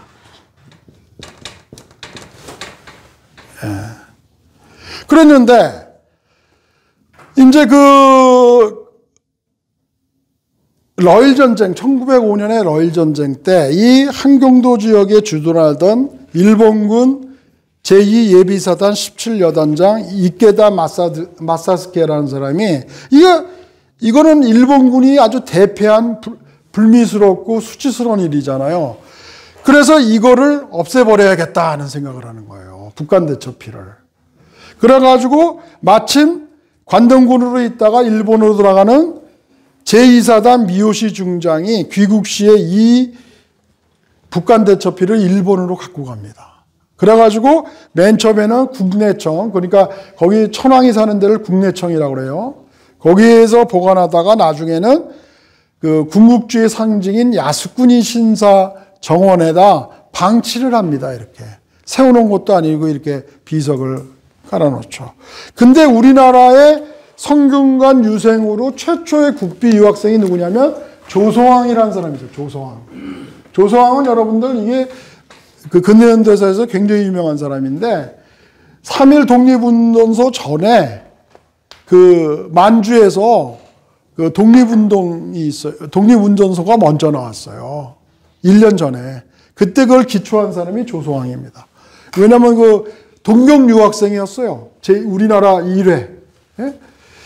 이 사람이 지금 이 북한대첩비가 야스쿠니 신사의 쪽에 있다라는 거를 기고를 했고, 그거를 누가 들었냐면 제1동포 최서연이라는 국제한국관 연구원 원장님의 역할이 이렇게 커요. 예?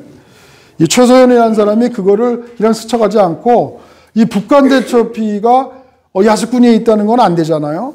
그래가지고 이제 이거를 발표합니다. 한국과 일본에. 그래서 한국에서는 초산 스님이라는 거하고 이 정문부가 있었던 해주채 씨 종친회에서, 그리고 그 비석에 이름이 나와 있는 의병 후손들이 이걸 돌려받자 청원서를 냅니다. 근데 이 일본 애들이 이걸 함부로 주겠어요? 그래가지고 심지어 이것이 노무현과 고이즈미 정상회담 때도 거론이 됐고요. 여러 차례 그냥 그랬더니 어떠냐면 북한하고 합의를 또 해야 된다 그래가지고 북경에서 만나가지고 또 회담을 하고 이래서 15차 장관급 회담에서 2005년에 반환이 합의돼가지고 야스쿠니 신사 이사회의 반환 결정을 거쳐서 2005년 10월 20일 날 한국에 반환되는데 1905년으로 따지면 100년 만에 귀국이었습니다. 이 북한대첩비가. 예. 그리고 반환운동을 신청한 지 27년 만입니다. 얼마나 찔기네요. 이거 해서 안 되고 저거 해서 안 되고 북한하고 합의서 갖고 와라 뭐 하라 27년을 끌었어요. 예. 그래서 이것이 처음에는 이거를 북한에서 돌려줘야 한다는 건 합의사항이었기 때문에 복제비를 3개를 만들어요. 그래서 그 비석은 그 길주로 갑니다. 북한에. 그리고 3개는 용산국립박물관, 그 다음에 천안의 독립기념관, 그리고 여러분들이 나중에 기회가 되면 역사기행을 저는 여기 갔다 왔어요. 여기부터 한번 저 따라서 같이 부천에서 배우시는 분인데, 거기 어디냐면 의정부의 그 회룡역에 가면은 경정철로 갈아타는 데가 있거든요. 거기로 가면은 탑석역이라고 있어요. 거기 가면은 그 롯데마트 맞은편에 사당이 하나 있어요. 그게 정문부 사당이고, 그 옆에 계단으로 올라가면 그 북한대첩비도 있고, 그 아래층에는, 맨 밑에는, 위로 올라가면 정문부 장관의 그 봉분이 있습니다. 우리가 그래 거기 가서 제사도 지내고 그랬어요. 그 제가 이 얘기를 왜 지금 했냐면,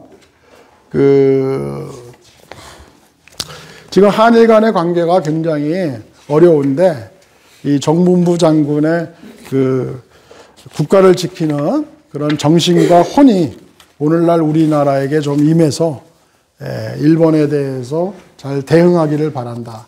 이제 이런 의미에서 이 정문부 장군 얘기를 했습니다. 자, 그러면 지금 이제 두 번째 주제인 정문부 장군 이야기를 마쳤고요.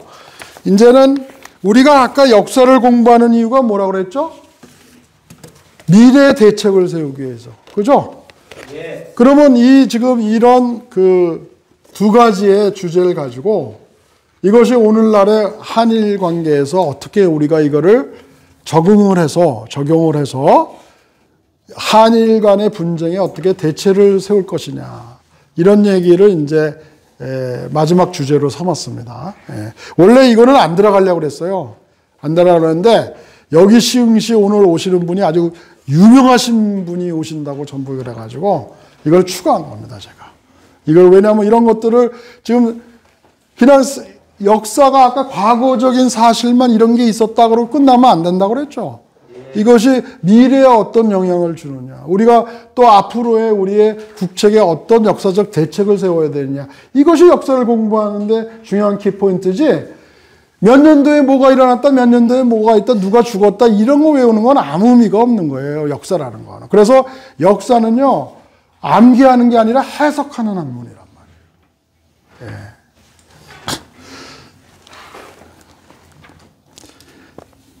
부디 여러분들이 그 정문부 장군의 홍과 기운이 다 그걸 오늘 강의를 통해서 좀 받아갔으면 좋겠습니다. 예.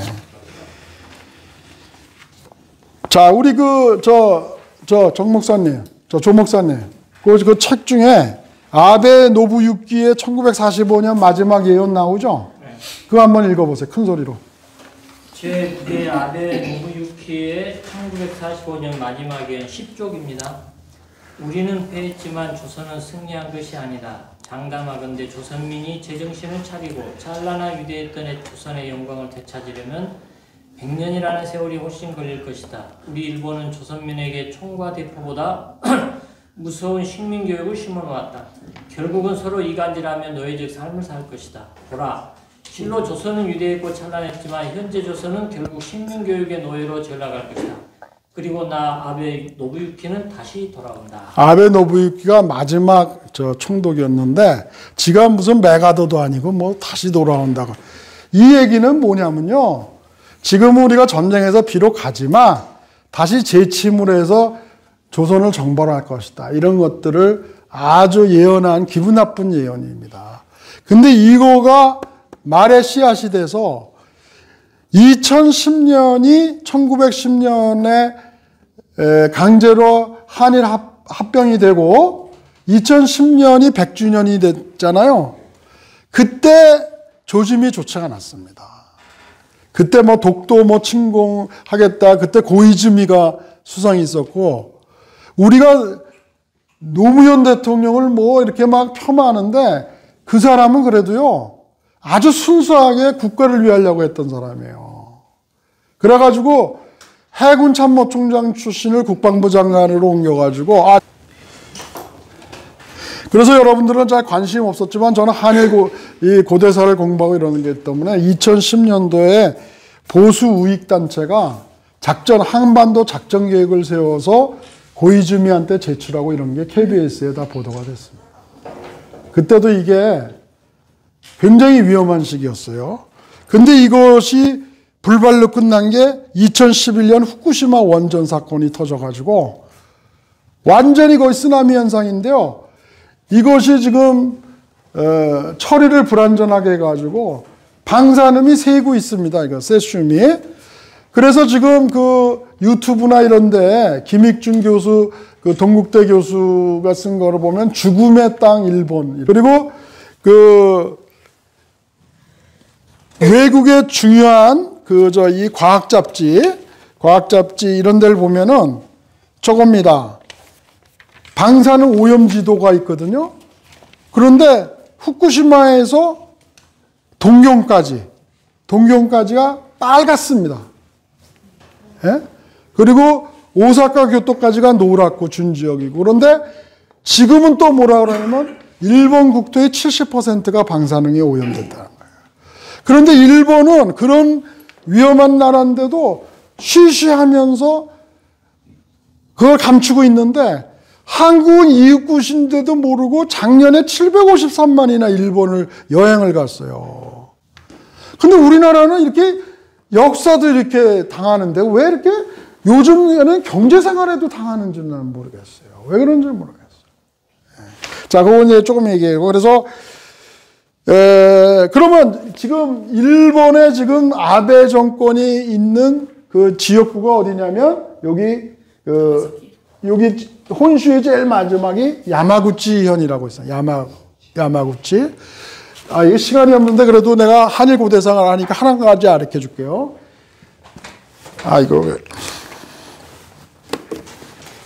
야마구치가 어디서 나오면 산전 입구에서 나옵니다. 야마다는 외국을 말하는 거예요. 왜다? 야마토, 야마다. 이거는 입구죠, 입구. 이리구찌입니다. 이리구찌. 일본 말로. 이 얘기는 뭐냐면, 야마다로 들어가는 입구다는 거예요. 야마구치가. 여기 산하고 구가 여기서 이렇게 해서 야마구치가 된 거예요. 그걸 뭐냐면, 여러분들 이제 저한테 나머지 옛날 이제 강의 앞으로 들으면 되겠는데, 371년에 근초고왕의 아들인 근구수가 이 외열도를 치러 옵니다. 그래가지고 여기를 정복해서 여기가 백제령이 돼요.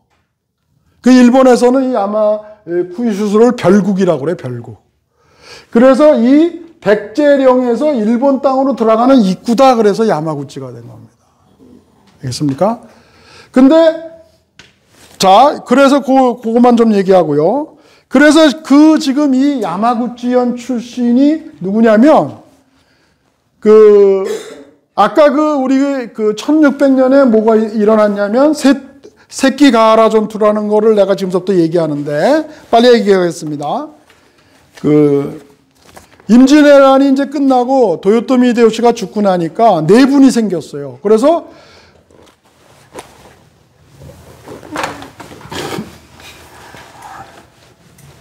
자, 지금 제가 얘기하는 거의 결론이고 엑기스입니다. 지금 졸면은 여태까지 들은 게 다 헛수고거든. 예? 예.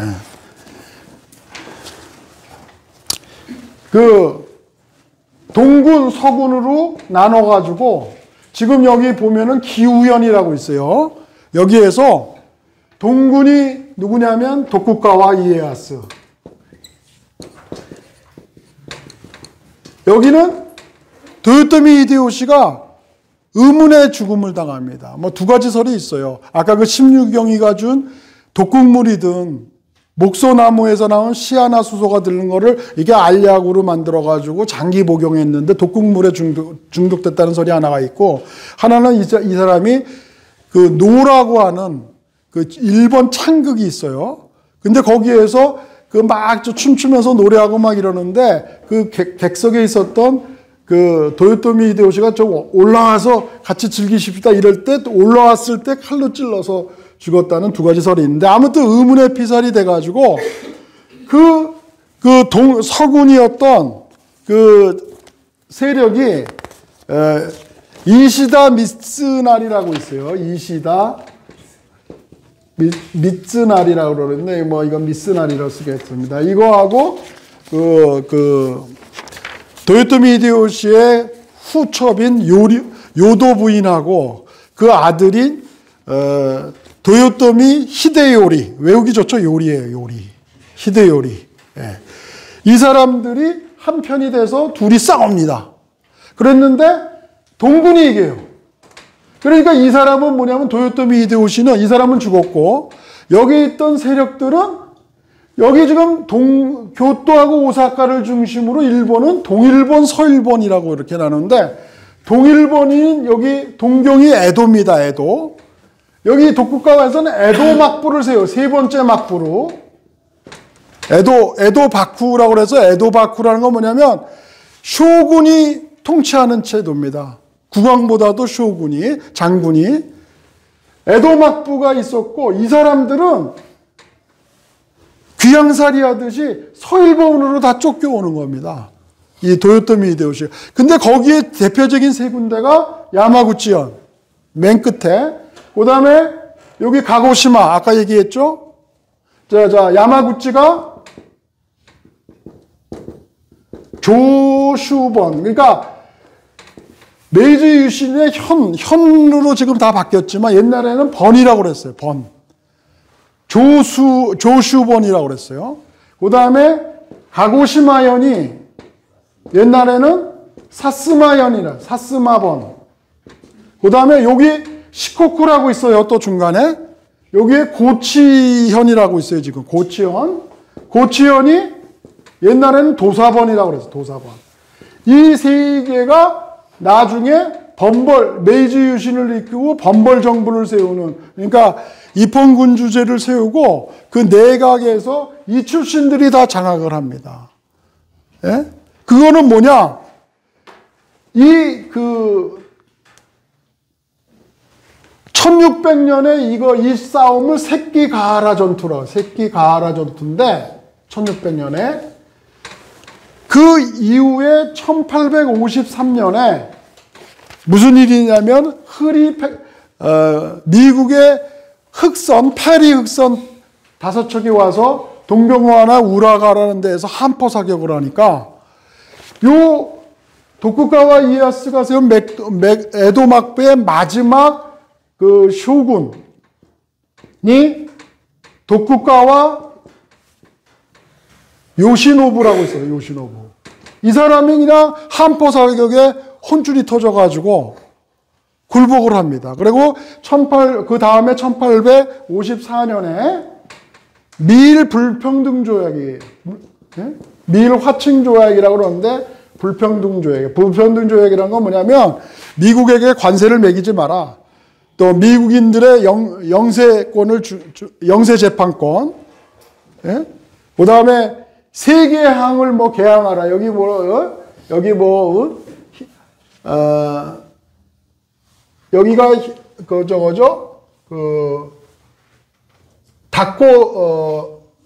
다코다테 말씀. 이게 요 큐슈 혼슈의 말 밑에 있는 거하고 여기 또 동경 옆에 그 요코하마, 그다음에 아까 나카사키, 이게 세행을 개항하죠. 이것을 똑같이 우리에게 적용한 게 강화도 조약입니다. 한포 사격해가지고 뭐예요? 원산, 인천, 동래를 개항하라 이러죠. 이 불평등 조약은 미국한테 배웠던 걸 그대로 써먹은 겁니다. 일본이. 예. 이렇게 하니까 뭐냐면 도쿠가와 요시노부의 권위가 떨어진 거예요. 막부가. 그래서 이제 여러분들 일본에 두 개 주역이 있는데 야마구치현 출신의 요시다 쇼잉 이라는 사람은 개화파인데 이 사람이 뭐 페리오드 타보고 뭐 전국을 돌아다니면서 일본이 개화가 너무 늦었다. 그래서 손가 손죽구라고 요 조그만 한 15명 들어가는 조그만 한인데 여기에 국수주의자들을 키웁니다. 여기에 여러분들이 낀 사람이 그 유명한 이토 히로부미, 야마가타 아리토모 그 군사령관, 또 가스라다로. 여러분들 테프트 카스라 조약할 때 가스라다로는 을사조약이나 1905년, 1910년 한일 강제 합병할 때 일본 수상 이름이 카스라다로예요. 이런 사람들이 전부 이 요시다 쇼잉이 세운 그 사숙 학교의 출신인데 여기에 주된 거는 도막사상입니다. 도막사상. 도막이라는 건 뭐냐면 타도막부예요. 타도막부. 이 타도막부와 같이 병행되는 얘기가 종황량이 왕체제를 다시 올리고 오랑캐를 없애자. 그래서 쇼군, 이 장군 제도가 아니라 다시 왕정으로 복구하자 이런 얘기입니다. 이게 종황량이라는 게. 그래서 어떻게 되냐면 이게 제1차가 새끼간에 동군 도쿠가와가 승리했는데 이제 이 도쿠가와 세력이 도막사상이고 두 번째는 이거 야마구치를 이렇게 썼네. 미안합니다. 그 다음에 여기 지금 아까 가고시마가 아니라 여기 고치현, 도사번, 고치현. 여기에는 사카모토 로마라는 사람이 나와요. 일본에 가니까 뭐 이 로마가 굉장히 유명해서 NHK에서 이거 뭐 대형 그 역사물도 나오고 술 이름도 사카모토 로마가 있더라고. 이 사람은 뭐냐면 이 조수번하고 사스마번 이 두 나라가 서로 경쟁 라이벌 관계였는데 여기는 아까 얘기한 대로 이 나카사키 통해서 무기들을 많이 들였어요. 그런데 이쪽은 혼슈 끝자리거든요. 야마구치는. 그래서 무기를 들여오지 못하니까 여기서 방해했는데 이 두 번을 연합을 시킵니다. 동맹을 만져요. 그래서 큐슈에서 수입한 무기를 이 조수번 야마구치현한테도 제공할 수 있게끔 그런 걸 성사시켜 가지고 두 번이 동맹을 맺습니다. 그래가지고 동맹을 맺는데 기여한 사람이 사카모토 료마라는 사람이고 그러니까 이 사람은 연합을 하는데 하고 이 사람은 에도 막부를 타조하자. 예? 그렇게 한 거고. 그 다음에 이제 아까 가고시마는 아까 이게 사스마번이랬죠. 여기는 사이코 다카모리라고 있어요. 사이코 다카모리. 이 스모 선수 같이 아주 그렇게 컸는데 이 사람은 뭐냐? 마지막 쇼군이었던 도쿠가와 요시노부 군대를 교토에서 물리친 사람이에요. 마지막으로. 그래가지고 이 세 사람의 요시다 쇼잉, 사카모토 료마, 사이코 다카모리 이 세 사람의 노력에 의해서 메이지 유신이 일어나는 거야. 메이지 유신이라는 거는 에도 막부를 타도하고 메이지라는 왕을 다시 세우면서 왕정복고로 들어가는 겁니다. 왕정복고. 유신이라는 게 메이지 왕이라는 사람을 다시 세우는데 이 왕정복고는 이제 레스토레이션이라고 그러죠. 왕정복고. 그러니까 막부 체제를 없애고 다시 왕정으로 돌아간다. 그런데 이거는 무슨 의미냐면 제2차 세끼가하라 전투하고 똑같아요. 보복전이에요. 보복전. 아까 1차적으로 밀렸다고 그랬죠. 이쪽으로. 도요토미 히데요시 세력이. 요번에는 도쿠가와 이에야스 세력은 밀고 올라간 겁니다. 그래서 이 범벌 정부를 만드는데 그때 이제 기여한 게 도요토미 히데요시가 영국에 가서 이토 히로부미 미안합니다. 우리 아들 잘 뒀네. 이런 걸 딱 지적을 해주네. 이토 히로부미는 아주 농민 출신이고 국수주인이 있었는데 그 사람도 여기 아까 여기 출신이에요. 여기 요시다 쇼잉 사숙인데 프로이센 헌법하고 영국의 국제법, 왜냐하면 얘네들이 지금 당했잖아요, 미국한테. 법을 하나도 몰라. 무슨 물평등 조약에 뭘지도 모르고. 그래서 이 사람이 가가지고 했는데 영국하고 일본은 섬나라하고 비슷하잖아요. 근데 영국이 뭐냐면 입헌군주제를 하는 거예요. 입헌군주제. 입헌군주제라는 거는 지금 엘리자베스 여왕이 있죠. 그리고 내각이 있는 거예요. 이게 병존하는 거야. 왕도 있으면서 내각이 있는 거예요. 예? 그러니까 이거를 우리가 채택해야 되겠다. 그래가지고 메이지라는 왕을 세우고 내각제를 세우는데 그 내각을 장악한 게 이 세 개주입니다. 이게 지금 아까 얘기한 대로 막부 세력을 물리친 범벌 세력. 야마구치현, 고치현, 가고시마현. 특별히 야마구치현은 나중에 일제 때는 육군 파벌이 많았고 가고시마는 도고헤이하치로 같이 이건 해군 파벌들이 많았어요. 그래서 양대 파벌에다가 여기까지 져서 근대 일본의 메이지 유신을 일으킨 세력들이 바로 뭐냐면 도요토미 히데요시의 후예들이라는 거예요. 그 핏줄이. 그리고 거기에 핵심이 야마구치 현이랍니다. 근데 그 야마구치 현 출신이 누구냐? 아베 신조예요, 지금. 무슨 말인지 알겠어요? 그리고 이 야마구치현 출신이 누구냐? 이토 히로부미 아까 가스라다로도 얘기했지만 민비를 죽였던 미우라 고로 3대 조선공사 악질들의 악질들은 다 이 야마구치 갱 출신입니다. 그러니까 도요토미 히데요시의 군국주의 DNA를 가졌는데 일제 때에는 또 조선을 침범했던, 조선을 강제 점령했던 세력들의 센터가 되는 데가 바로 이 야마구치현이라는 걸 알아야 돼요. 그래서 왜 우리가 일본을 경계하고 일본이 지금 왜 이렇게 한국에 하는 이유를 이제 지금서부터 얘기하는데 그걸 설명하려고 지금까지 이렇게 길게 얘기한 거예요. 백그라운드. 역사를 알지 미래를 알잖아요, 대책이. 걔네들이 괜히 한국을 이렇게 찝쩍거리는 게 아니고요. 이런 백그라운드가 정치적 백그라운드가 있는 거랍니다. 그러면은 지금 이제 이거를 한번 봅시다. 일본은 아까가 얘기한 대로 일본은 더 이상 살 수가 없는 죽음의 땅이 됐어요, 지금. 일본만 쉬쉬하고 있지. 거의 지금 방사능 오염이 여기가 지금 센다이 아닙니까? 후쿠시마 원전 터진 데가. 여기가 이게 자꾸 늘어나요. 제가 85년도에 영국 유학을 갔을 때 우크라이나에서 체르노빌 원전 터졌죠.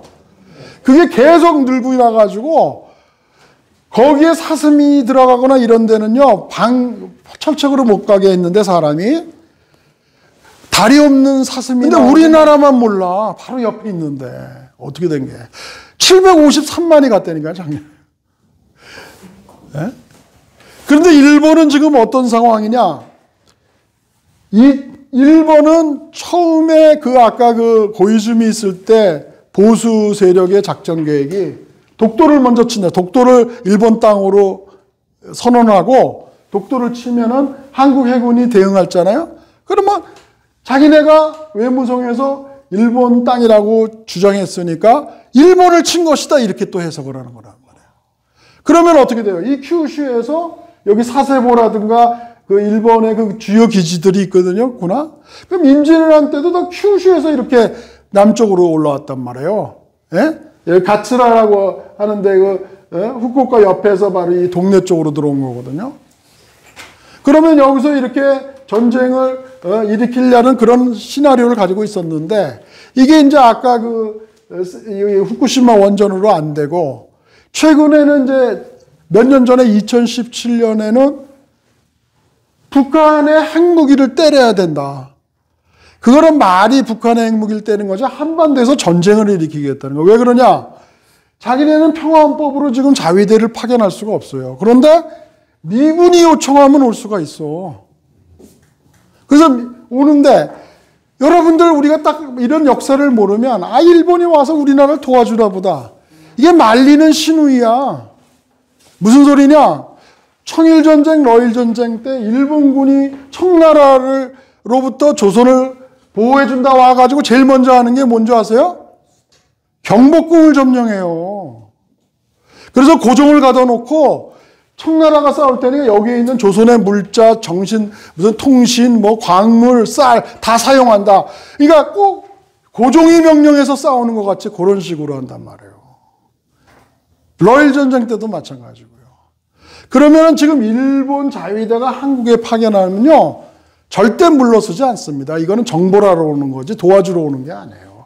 이런 역사적 맥락을 알아야지 이거를 이해할 수가 있는 거예요. 그것도 모르고 일본하고 한국하고 미국이 합쳐서 북한을 쳐가지고 백두산에다가 태극기 꽂으면 남북 통일되는 것 같은데 얘네들이 그냥 공짜로 희생해서 남북 통일시켜줘. 그러면 통일시켜줘서 케이크 하나 사주고 떠나나요? 땅 따먹기 또 다 한다며. 우리나라는 초토화 다 되죠. 의사결정이 없어요. 그럼 평양과 원산에 있는 건 중국이 먹고 남반부 얘네들이 주장하는 건 일본이 먹고 나머지는 미국이 통짜자. 하여간 그런 어떤 각본이 다 있는 하에서 하는 거예요. 그렇게 간단한 게 아닙니다. 그런데 우리나라가 운이 좋은 게 뭐냐면 평창올림픽이 열렸어요. 그래가지고서 이게 남북이 갑자기 화해가 되고 막 이래가지고 그래서 일본이 여기 치지를 못하게 됐어요.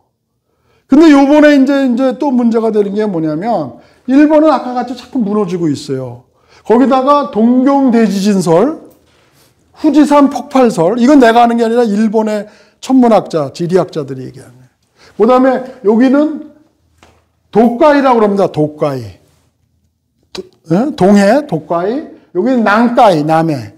여기가 화산 지진 때예요. 그래가지고 여기가 또 쓰나미 현상. 아까 여기 위에가 터졌는데 이제 여기 밑에가 터질 위험성이 2, 3년 내로 있다는 거예요. 그거는 일본의 학자들이고 이런 얘기를 한 사람 막 추방하고 그랬어요. 지금 일본에서. 유언비어 터뜨린다고. 그렇기 때문에 일본은 지금 한국을 쳐서 이주해야 돼요. 자, 그래서 내가 책을 또 갖고 왔는데 제가 얘기하면은 이게 1933년에 경성제국대학에 제뇨라는 사람이 도요카와 제뇨가 경성천도설이라는 계획의 프로젝트인데 이게 뭐냐면 동경이 여기가 전쟁 CP로는 만주를 경영하는데 너무 외곽에 있다는 거예요. 그 수도를 경성으로 옮기자는 얘기예요. 그래서 경성에 있는 인구를 만주로 옮기고 동경의 800만 인구를 경성으로 옮긴다는 게 33년도에 벌써 경성천도라는 책이 있어요. 그런데 이 얘기가 또 나오고 있는 거예요, 지금 일본이. 예? 어떻게 하든지 전단을 만들어가지고 한반도에 침입을 해서 여기 일본이 이주해야 되는데 지금은 북한 치는 문제가 없어졌으니까 이제 다음번은 뭐냐면 동경올림픽을 지금 동경올림픽이 내년 7월에 하잖아요. 그러면은 여기에 가장 일본의 국력을 모아가지고 캐치프레이즈가 부흥이에요, 부흥. 일본을 다시 부흥시키면 어떻게 되냐. 아베 세력이 다시 살아나는 거예요. 그러면 어떻게 되냐. 평화헌법을 개정할 수 있는 그 국회의원 수가 되는 거예요. 그렇게 되면은 미국의 눈치 안 보고 얘네들 무조건 한국 칠 가능성이 더 많아요. 지금은 미국의 요청에 의해서만 한반도에 올 수 있지만 평화헌법을 없애버리면은. 그래서 지금 제가 역사학자의 입장으로 볼 때는 상당히 위험찬 그런 상황이란 말이에요. 지금 동경올림픽 때문에 지금 연장되고 있는 거예요. 그럼 여기에서 우리나라가 일본이 이렇게 저번에 무슨 수출 규제 뭐 이랬잖아요. 예, 그래서 그런 것들이 그것이 그냥 장난삼아 한 게 아니라 전쟁의 일환으로 한번 찔러본 거예요, 칼로. 여러분들. 그 세력들이 누구냐? 일본 회의라고 하는 극보수 단체요. 지금 요번에 9월 달에 개각을 했는데 이 사람이 고문으로 있고 지금 관방장관이라든가 국방부 장관 무슨 장관이 전부 이 일본의 소속이에요. 이게 극우 세력인데 이것이 지금 말하면은 메이지 유신을 일으킨 옛날에 극우 세력들하고 맥을 같이 하고 있는 거예요. 이 세력들이. 얘네들은 조선 정보래요. 정한론. 예. 그렇기 때문에 지금 이런 것들을 우리는 이런 거를 간파를 못하고 자꾸 무슨 외교적으로 회담을 하고 평화적으로 회담을 한다고 하지만 걔네들이 입장 바뀌는 거 있어요. 외무장관이 가고 우리나라 이번에 국무총리가 가서 얘기해도 걔네는 하나도 변하는 게 없습니다. 그죠? 제가 이제 슬슬 결론을 내리겠습니다. 그래서 지금은 평화시 같지만 한일 관계가 굉장히 위태, 북한보다도 더 위험해요. 그렇기 때문에 우리는 일본이 공격한 거에 대해서 협상을 하자는 거는 칼을 뽑았는데 목을 들이매는 거하고 똑같아요. 나 죽여주쇼. 칼을 뽑았으면 우리도 거기에 강력하게 무역 대응을 해요. 근데 우리나라는 꽃놀이표예요. 왜? 일본에 대해서 300억 불 무역 수지 적자를 하고 있어요. 그러면 무역 전쟁을 하면 일본은 적자가 줄어들고 흑자가 줄어들고 300억. 우리나라는 일본에 대해서 적자 보는 거를 다른 데로 돌리면은 줄어들 거 아니에요. 이건 꽃놀이패니까는 양보를 하면 안 되는 거예요. 그래서 예를 들면 일본이 반도체 수출 안 하면 우리는 완제품을 수출 안 한다라든가. 또 나는 더 큰 거는 일본이 동경올림픽이 성공하면요. 1964년 도쿄올림픽이 성공해서 일본이 선진국으로 올라선 거예요. 지금 그거를 꿈꾸고 아베가 동경올림픽을 또 유치한 거거든요. 그런데 우리나라가 뭐예요? 5G 기술도 삼성이 제공한다. LG가 OLED 디스플레이 제공한다. 오히려 동경올림픽을 도와주고 있어요. 이게 도와주게 되면은 일본 세력이 살아나는 겁니다. 이게 얘네들이 평화적인 세력이면 도와주죠. 얘네들은 한국을 노리고 있는 세력들이에요. 그런데 얘네들이 동경올림픽이 안 돼야지 얘네들이 정치적으로 기반을 잃어서 아베가 실권을 하거나 이래야 되는 거거든요. 한국이 살려면. 지금 그러한 중차대한생이에요. 그래서 오늘 내가 이제 아까 임질애란서부터 정무부 장관, 우리 정무부 장군의 의병 활동, 이런 것들을 통해서 한 거는 지금 이렇게 한일 관계가 굉장히 위험한 상태에 있었을 때 우리가 이런 사람들의 여기가 우리나라를 침략했던 사람들의 나쁜 기질을 가지고 있다면 우리는 또 일본에 대해서 올바르게 대응했던 사람들의 역사를 통해서 그 정신을 그리고 그 의지력을 본받아서 한일 간의 그 마찰을 줄이고 우리가 전국에 가서는 승리해야 되겠다. 그리고 원래는 일본을 내가 처음에 얘기했죠. 일본의 야마토웨라고는 고대 국가를 세운 나라가 한국이었어요. 한국의 백제인이었어요. 그래서 원래 정치적 질서로 돌아가야 된다. 21세기는 한국이 주도권이 돼서 일본에 대해서 이니셔티브를 주고 한일 관계를 주도해 나가야 되는 상황이란 말이에요. 근데 지금이 우리가 위기일 수도 있고 찬스이기도 한단 말이에요. 이런 역사를 잘 알면은 지금 일본을 경제적으로 압박할 수도 있고 뭐 수출을 다변화한다든가 일본으로 수입하던가 예? 뭐 또 일본이 쳐들어올 거에 대해서 울릉도나 거제도를 전초기지로 해서 무슨 미사일 부대를이라든가 지하 CP를 만든다든가 지금 이런 것들을 해야 될 때예요. 또 이지스함을 만들고 이순신이 이긴 건 거북선 때문에 이기고 그런 거 아니에요. 또 판옥선이 한포 사격을 했어요. 일본은 작아서 대포를 못 쐈다고. 그러니까 가까이 와서 바이킹 같이 올라타가지고 칼싸움하는 전투였거든. 근데 우리는 멀리서 한포를 쐈죠. 이게 무기의 우수력이었거든요. 무기의 우수성. 그래서 지금 우리는 이지스함도 만들어야 되고 또 우리가 일본은 지금 미사일을 보유하지 못하고 있어요. 그렇기 때문에 우리는 뭐 독도 같은 데는 대공 미사일, 지대공, 거제도 같은 데는 지대함 미사일 뭐 이런 것들을 막 해가지고 군사도 대비를 해야 돼요. 그러기 위해서는 뭐냐? 제가 볼 때는 인적 자원을 쇄신을 해야 될 거예요. 이런 말까지는 안 하려고 그랬는데 현재 지금 있는 강요나 이런 것은 총리를 중심으로 해서 이런 사람이 백색 기업 제외 지정을 하고서는 사실은 국민들만 불매운동해야지 하나도 정부가 뭐 공식적으로 내세운 게 하나도 없어요. 원래는 일본은 지금 정부가 주도해서 하잖아요. 근데 우리는 그냥 협상이나 하자고 이러고 다니고 있는 거예요, 지금. 일본은 싸우자고 이렇게 칼을 등 뒤에다 이러고 있는데, 그리고 바깥에만 미소를 짓고 있는데, 그거를 모르고 가서 하고 있는 거예요. 그래서 우리가 아까 이것이 잘못하면은 선조와 같은 그런 상황이 아닌가. 그래서 내가 선조에 대해서 또 아까 얘기했는데, 그런 상황, 임진왜란을 앞두고 있는 선조와 같은 그런 정치 상황이 되면 안 된다. 그래서 내가 2시간 뭐 짧은 시간에 너무 많은 걸 얘기했어요. 그래서 여러분 죄송하다는 얘기를 좀 하고, 그러나 여러분들이 한국 국민으로서 긍지나 대일 관계를 다시 재정립하겠다는 생각이 있었으면은 귀한 시간이 됐다고 생각하고 강의를 모두 마치겠습니다. 네.